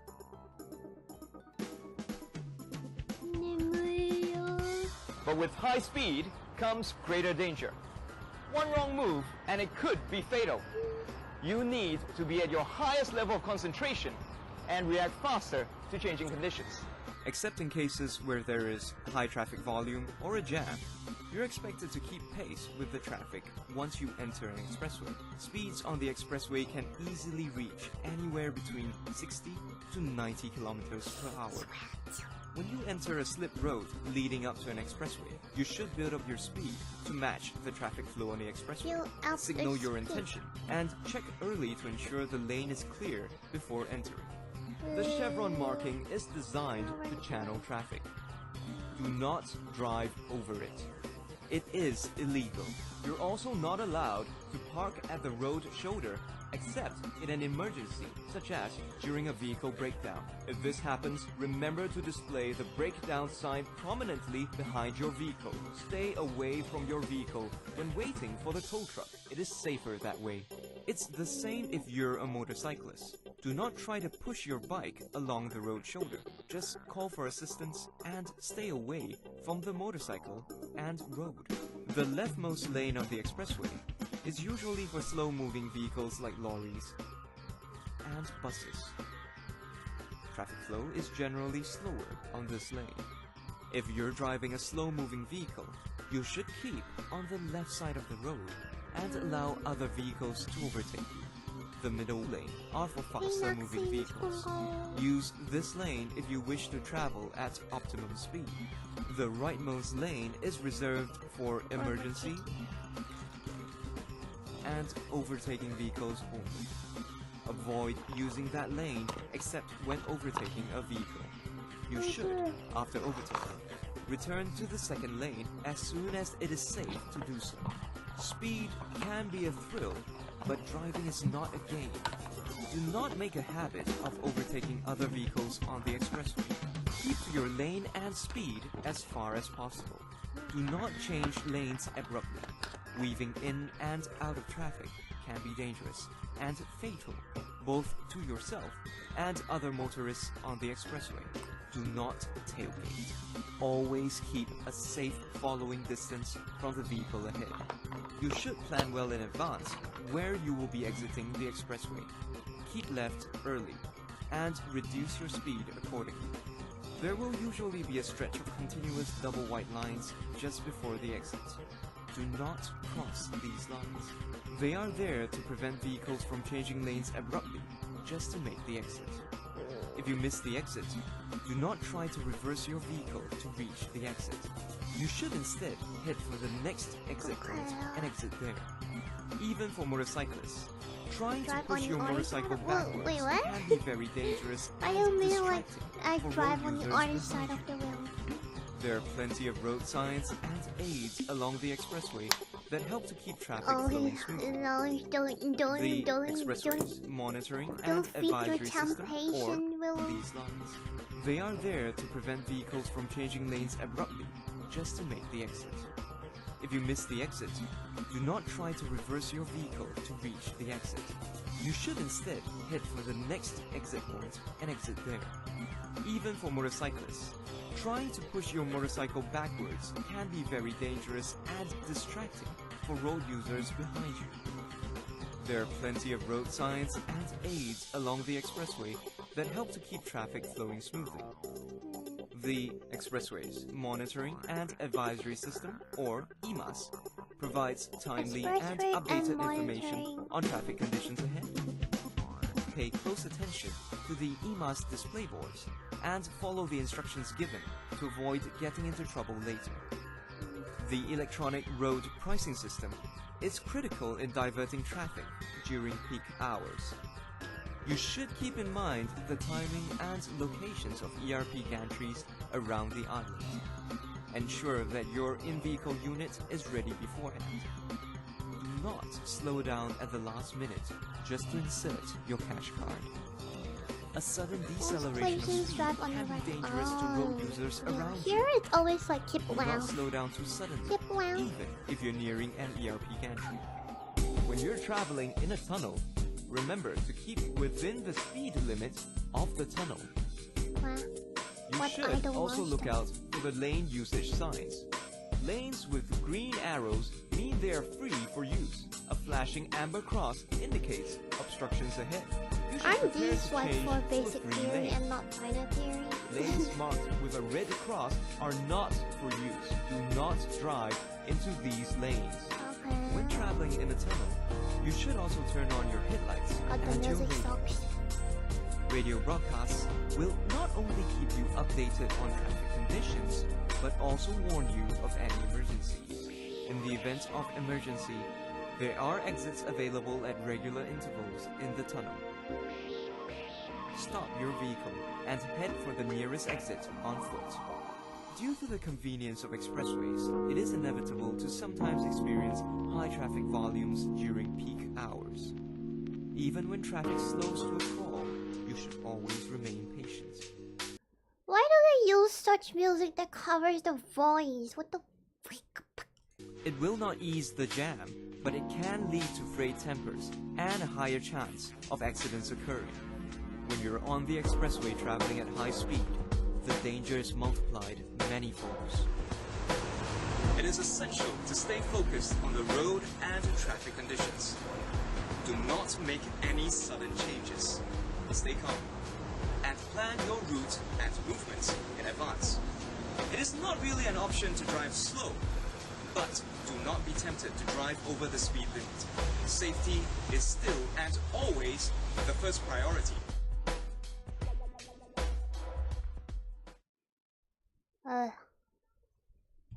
Everyone hopes that he or she need not deal with difficult I've been watching for more than 51 minutes because I have to stop and let replay every time because I can't hear what the heck they're saying.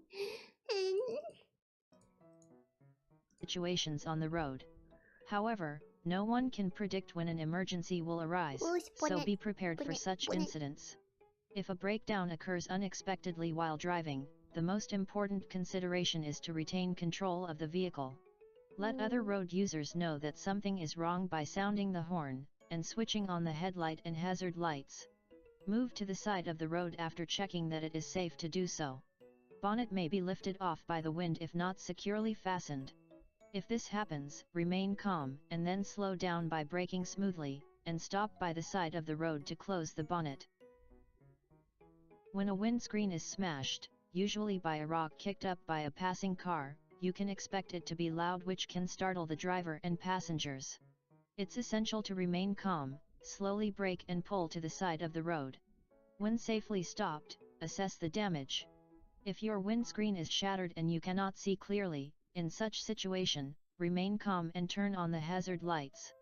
Slow down and move to the side of the road to remove all the broken glass with a rag or cloth. Drive slowly to the workshop. If there is a need, call for a tow truck. When the engine is turning fast, it produces heat. To cool down the engine, there is water circulated inside the engine. If the water is not at the proper level, it will not be able to cool down the engine effectively. As a result, the engine may overheat. The main cause of engine overheating is due to poor maintenance.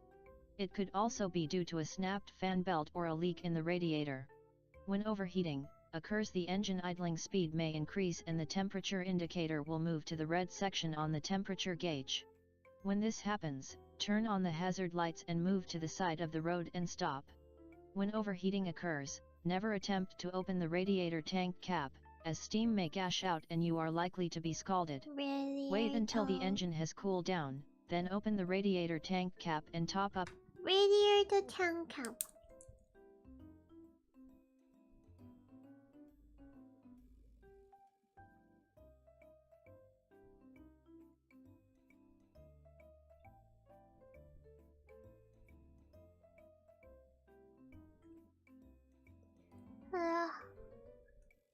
Does this happen like often?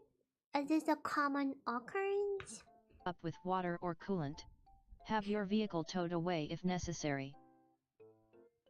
A stuck accelerator could be due to an electrical or mechanical failure that could occur in any vehicle. Remain calm.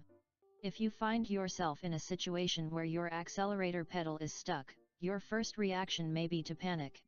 Panic can be dangerous to you and the other drivers on the road. Attempt to lift the accelerator pedal with your toe. The issue with your accelerator may be with the pedal assembly. If this is the case, sliding your toe beneath the pedal and lifting it upward may release the pedal. Do not take your attention off the road. If you cannot free the pedal, turn on the hazard lights, move the vehicle to the side of the road and stop. One of the most common causes of foot brakes failure is lag of brake fluid. There could be a leak in the brake line, brake hose, wheel cylinder, or caliper. If the foot brake fails, turn on the hazard lights, move safely to the side of the road. Then apply the hand brake, switch down to a lower gear to apply the engine brake, and lastly switch off the engine. Loose wheel. When any of the wheels are loose, the vehicle may wander from side to side, accompanied by excessive noise from the loose wheel. You will also have difficulty in steering the vehicle. In such a situation, slow down, give the appropriate signal and stop the vehicle by the side of the road. Tighten the loose wheel before proceeding. Tire blowout. When a tire blows out, there will be a strong pull on the vehicle towards the side of the blown tire. The pull is greater for the front wheel than the rear wheel. When this happens, tighten your grip on the steering wheel and steer against the pull to keep on course. Brake gently and progressively and stop the vehicle by the side of the road.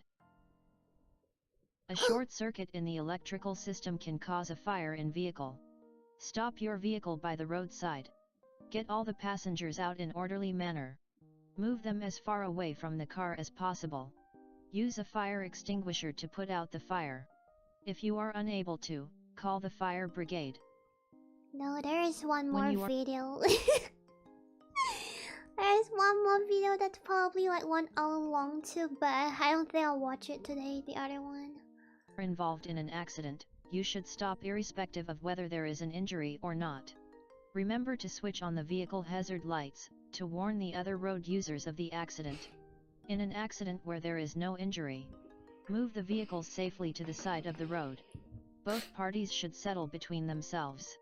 Both parties must inform their respective insurance companies regardless whether they can settle between themselves. It is not necessary to make a police report. Take note of the following for non-injury accident. Damage to vehicle. Car registration number. Make and model. Insurance company and policy number. Driver's name and contact number. You will need to lodge a police report even though it is non-injury accident in the following cases. Involving a government vehicle.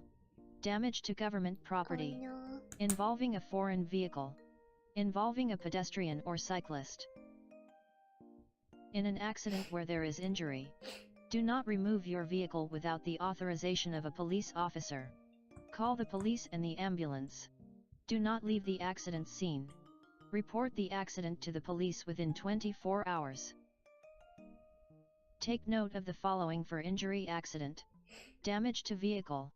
Car registration number. Make and model. What is make and model? Insurance company and policy number. Driver's name and contact number. Name of investigating police officer. Insurance. Driving a vehicle without insurance coverage is an offense. Should you cause injury to anyone or damage to property, it could be expensive. Before you take out the vehicle on the road, make sure you have the proper insurance coverage. Types of insurance. Third-party insurance. This is the cheapest insurance coverage. The third party cover other person and other person's property you might damage. You are not covered for damage to your vehicle or injury to yourself. It is a requirement by law to insure your vehicle at least against third-party risks and compensations. Okay. Third-party, fire, and theft insurance. This is the same as third-party, except that it also covers you against your vehicle being stolen or damaged by fire. Comprehensive insurance coverage. This is the best, but the most expensive type of insurance. Apart from covering other person and property for injury and damage, it also covers damage to your vehicle. We have make Honda models. What's Civic? Civic. So Honda is the brand name, and their Civic is the like what kind of car that Honda made basically.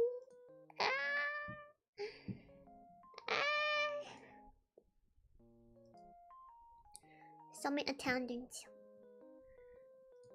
Okay, I have like... Okay, I'm just gonna check how long is the other video. I think it's 1 hour too. Well, it's 1 hour 15 minutes. Yeah, I'm not gonna watch it today. Yeah, but what's gonna be in the car? Welcome to Singapore Safety Driving Center Online Learning. Mechanism mechanism of driving, natural forces, will trace differential, negotiating bounds, driving in adverse conditions, driving on slopes, interaction with other road users, travel improvement point system, defense driving. Well.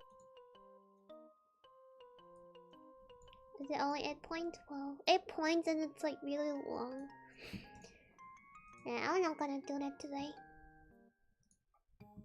What's done? I don't know. I'm gonna try the online FT final theory test thingy. FTT test practice questions. Let's see, how many questions should I try? 50?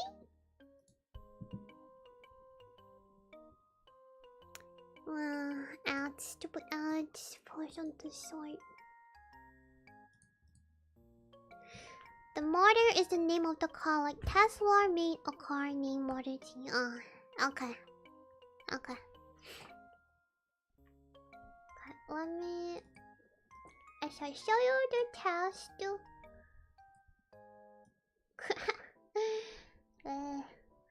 close this. What job sweet? Okay. I'm gonna try 50 questions. I haven't watched the last video, but well, let's just see how much I can answer first. You are caught for the first time of failing to display the probation plate. Suspended, I think? No. Fine? Okay. Fine. I don't think this is even in the video word. I don't think like the last video talks about this as well. Bogo. Bogo. Okay, you are caught for the first time of failing to display the probation bit. You will have to pay the fine. When there is no injury in an accident, what should you do? Settle among yourself.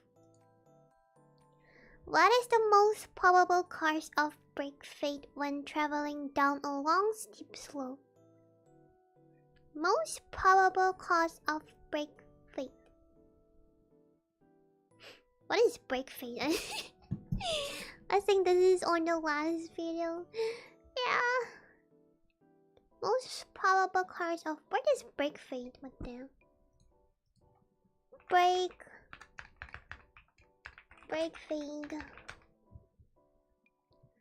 Brake fade is a temporary and sudden reduction in braking power caused by excessive heat in the system from braking repeatedly under high load or at high speed. So it's a bad thing?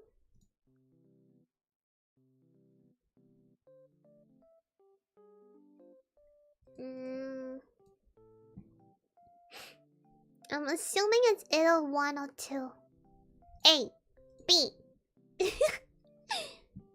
Using the foot brake all the way down a long, steep slope will cause brake fade due to overheating of the brake. Okay, B.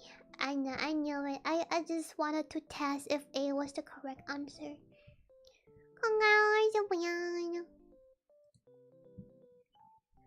What will be the penalty for people who have been caught for repeated drink driving? Fines, revoke of license, and jail. When you are traveling on the expressway, You can overtake but not exceeding the speed limit. Should not overtake from the left and always keep within the speed limit when... Okay. Which one of the following is not the benefit of a pre-drive routine check on your vehicle? Not the benefit. To ensure the safety of other road users. Well, B is correct. A. No? What? To ensure the safety of other road users. To ensure a trouble-free journey. I guess you could meet troubles in the midst of your journey so that... Wait, not the benefit. To ensure the safety of other road users. Okay. Jaywalkers refers to those who cross the road anyway. When traveling behind a large vehicle as opposed to traveling behind other vehicles, you should maintain a wider distance. Once you keep left if there is an emergency vehicle after you. Upon hearing the siren. On stony roads and other uneven surfaces, the following distances between vehicles should be greater than when traveling on level roads. When involved in an accident, you should stop. Before changing lane, you are to signal your intent for at least 3 seconds in advance. When you are approaching a steep hill, you should shift to either first or second when the car is slowed. No, before. C. Okay. Whew. Congrats.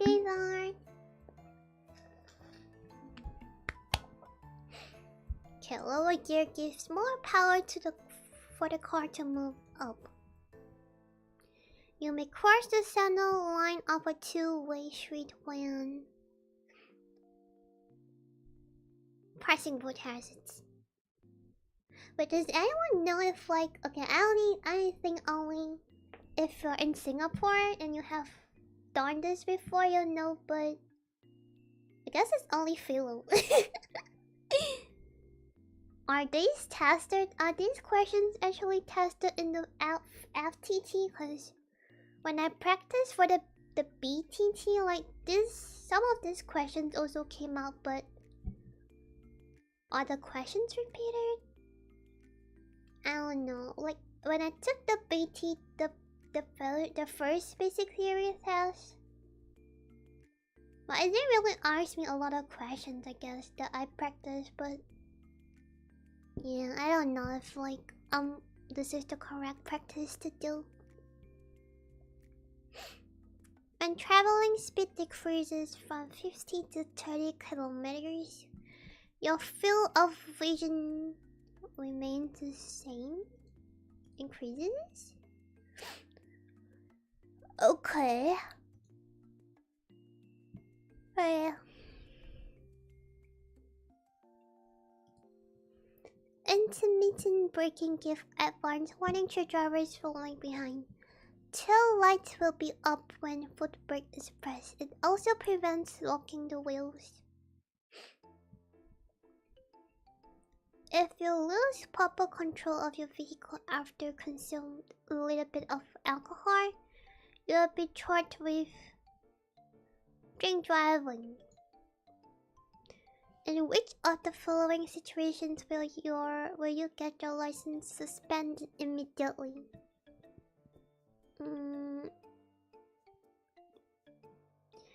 This one? Disobeying traffic police will get 3 demerit points. Exceeding speed limit for vehicle by 40 to 50 kilometers will get 12 demerit points. But reckless driving will get 24 demerit points, which is equivalent to direct suspension of license. Okay. Speed limit 12. Reckless driving 24. Disobeying traffic police 3. When does the 2-second rule apply? At or speed. The correct way to hold the steering wheel on a straight and smooth road is by gripping it tightly, yeah? Oh. Okay, gripping it lightly with both hands. You will be disqualified from driving if you are caught for drink driving. In the diagram, to turn left, you should reduce speed and follow behind the cyclist. No, A. Which of the following causes the speed of a vehicle to decrease? Brake pedal? Okay. You will get the merit points if you fail to give way to pedestrians. I don't know this, but I think it's 6. Yeah. Okay, 6 demerit points if you fail to give way. The horn is used to warn other. Okay, look, it's all wrong, but I'm pretty sure it's A. Adjust right when you are properly seated with the seatbelt mirrors. When moving off facing uphill, you should engage the first gear. What happens to the tachometer when the engine... What is biting point?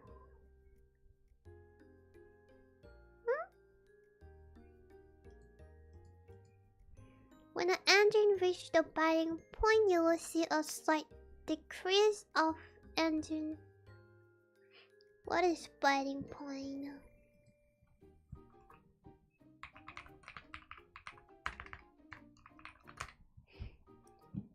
The point when a vehicle's clutch becomes engaged and the vehicle can start to move. In the hill start, it is quite hard to... Well,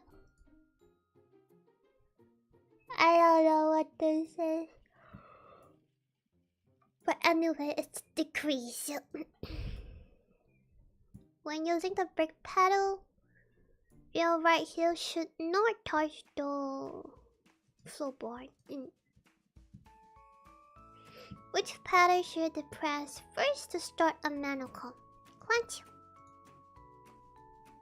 What causes the car engine to be overheated? Lack of prior car maintenance. Suguagitor has a lot of goals. When stopping for pedestrians to cross, stop well before the stop line. Through a properly adjusted side mirror, you should be able to see part of your vehicle. If the glare of the sun is too bright, you should fold up the wear sunglasses. Alright, it should lower the sun visor. A lorry traveling on your right signals its intention to turn left. What should you do?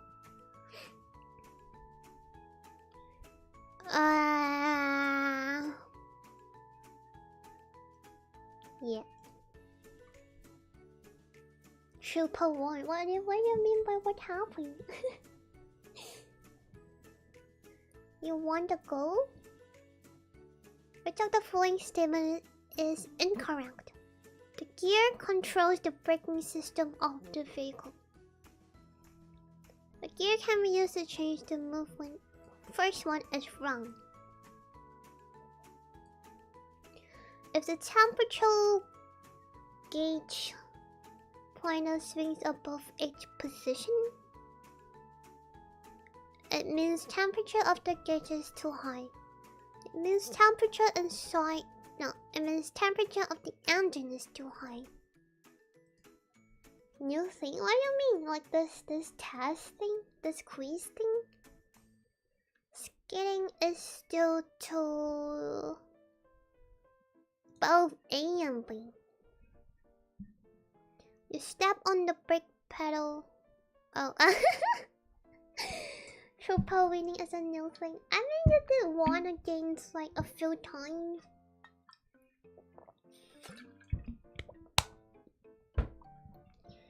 You stepped on the brake pedal firmly, but the vehicle is still inches forward. What should you do?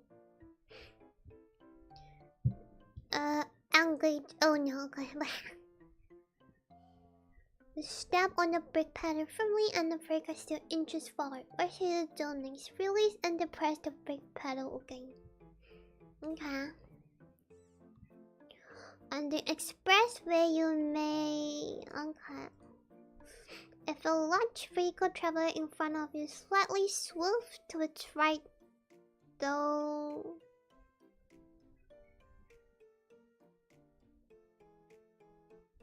If the vehicle in front of you slightly swerves to its right through though the indicator light shows left, most likely the driver. No, it is still. Oh no. Large vehicles need more space to make a turn. Okay. All drivers are required to switch on their headlights while driving between 7 PM to 7 AM. How should you depress the accelerator pedal? Slightly during the initial stage with pressure gradually increase. Steadily and progressively to achieve a gradual and smooth increase. What could cause overheating of engine? A leaky radiator will not have enough coolant to cool the engine. Low engine oil cannot help to reduce friction caused by engine heat to engine overheat. How should a driver to bring a vehicle to a gradual stop? Employ the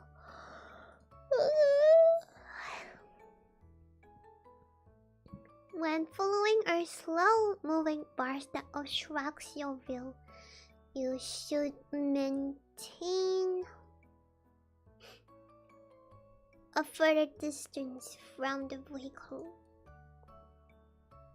Centrifugal force that pulls your vehicle when you're going around a curve. I don't know. Inward? Or outward? Oh, what? I don't know this, but okay. Centrifugal is the apparent outward force on a mass when it is rotated. Think of a board on the end of a string that is being pulled around, or the outward motion you feel when turning a curve in a car. Okay, I kinda get it, I think. It's a force that points you to your side. It's like when you are turning right, but your body like kind of swerves to the left instead, right? I think. When you see a bicycle carrying a bulky load wobbling in front,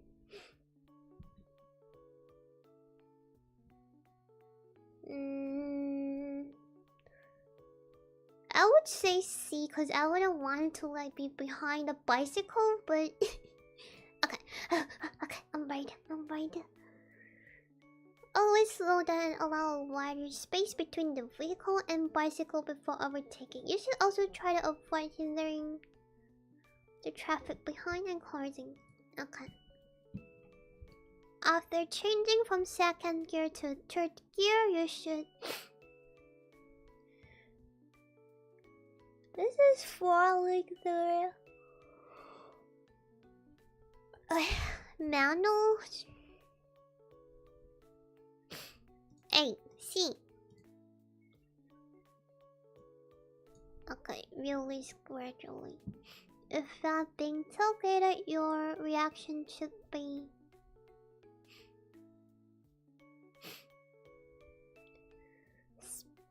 slow down.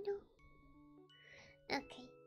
I think I got about like less than 5 or less like wrong, so it should be fine. Wait, how much do I have to get correct? How many questions is tested? 50, right? I think.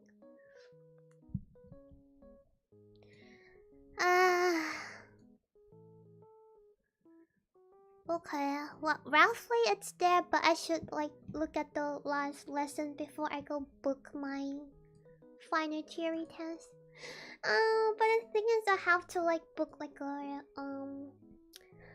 trial test first. Well, I have to pass the trial test first before I can book the actual theory test. Mindoksa. And you have to pay for everything. But well, first to get this over and done with, and then I can focus on my practical lessons, I guess.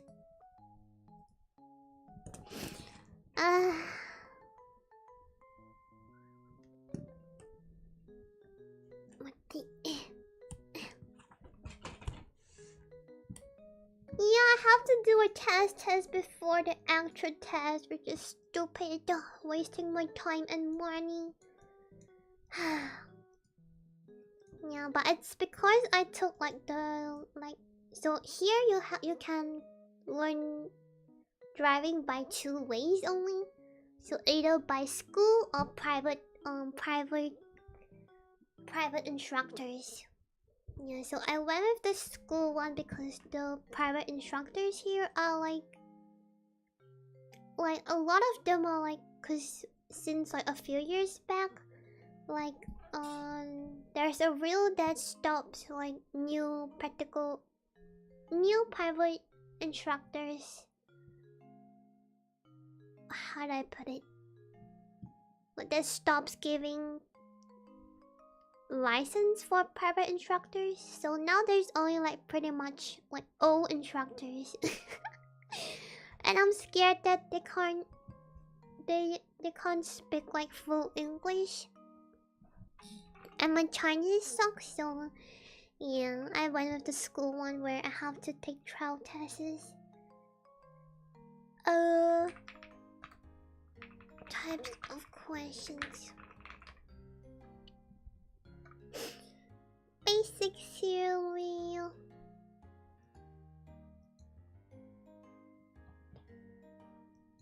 Of TT.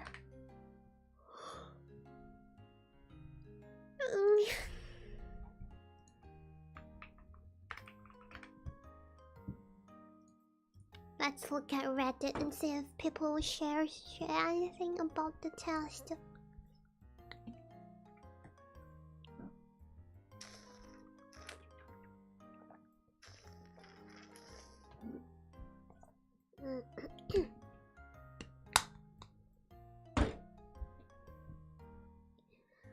FTT is easier because FTT is easier than BTT. Just choose the safest action for the given scenario. Read both the questions. The questions are pretty straightforward and correct answers tend to be very obvious. I've heard that the final theory test is more like difficult than the basic theory though. You may wanna read on 3 or 4 junctions. Okay. Wow, 50 out of 50. And this for even more.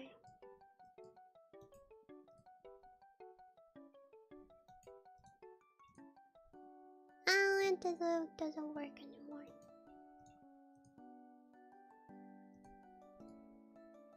I don't want this driving license guide. Anyway. Ba ba ba. Oh no.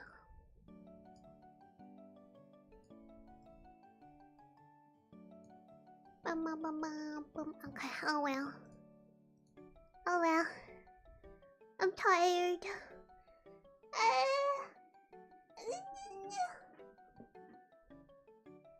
Okay. Well, at least I finished one lesson video today. I'll just try to like, well, watch the last video by myself soon.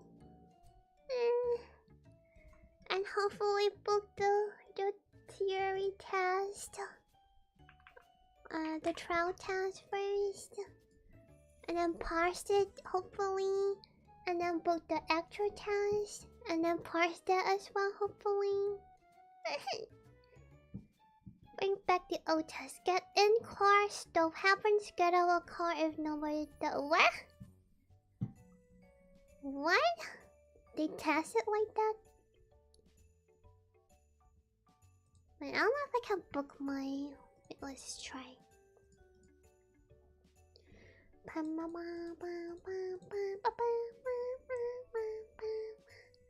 But there should be slots for this, I hope.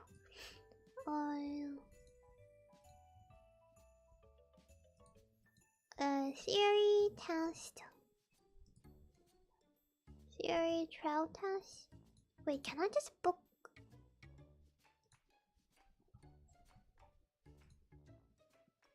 No, I have not parsed the theory trial test, so I can't.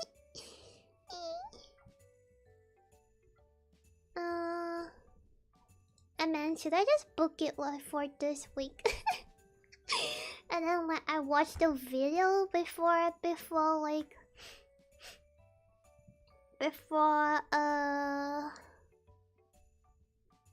what the?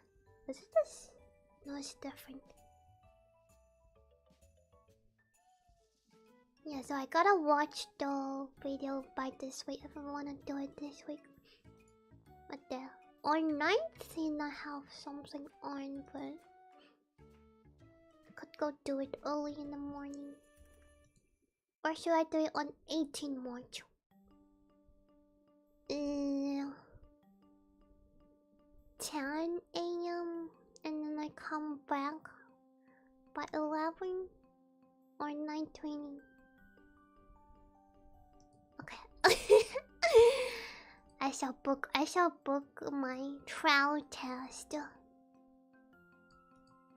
for 18 March.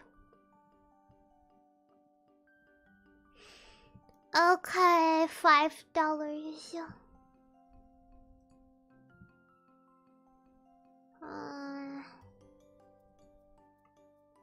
9:20 AM.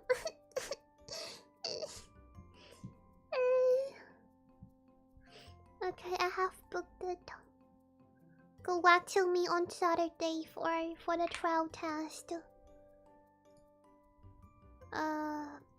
Please let me get 50 out of 50 so I can do the actual test.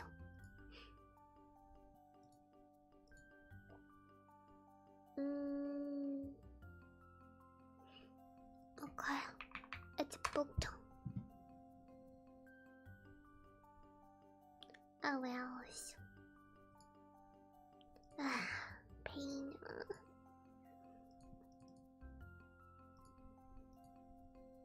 It's such a pain to get a license here in this country. But I've heard how like my cousins that's living in Melbourne, that's younger than me, like about how they get their license, and it's like so much easier and like so much like less cost. Cause over there you can like your parents can teach you. Like anyone who has a license can teach you. Yeah, so it's like you don't have to like fight for slots or like pay money to get lessons. What a pain. But I wanna get the license, so I don't have a choice. Thank you, let me know. Yeah, after I get the license, I'll like bring Gaomochis all around and bring it to a picnic where I eat you. Yeah. Okay, I will stop here today. And I'll rest for today. No, I'm actually working on something that I'm almost done, so maybe I'll work on that, but... Oh yeah, Atsurio, thank you for comforting me. I know it's really boring, but... Arigato for the company. I will gambaru for my driving license journey. And yeah. See you next week, I guess. Yeah. Atsurio, arigato minna. Goodbye or good night.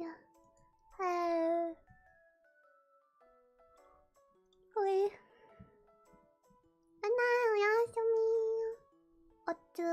Bye bye. Atsurio, arigato. Arigato. Good night.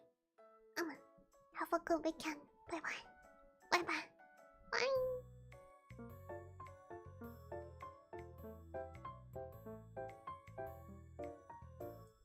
What the? I wanna know, like, where's my transition?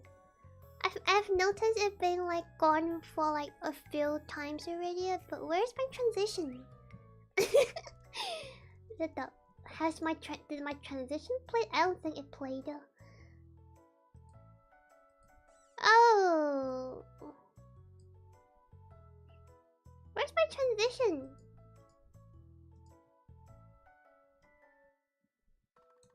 Why did my transition become like weird stuff? Madam, I shall try to fix this. Wait, Akanga, how's your day, Mina? I'm just kidding. What the? Where's my transition? Cancel.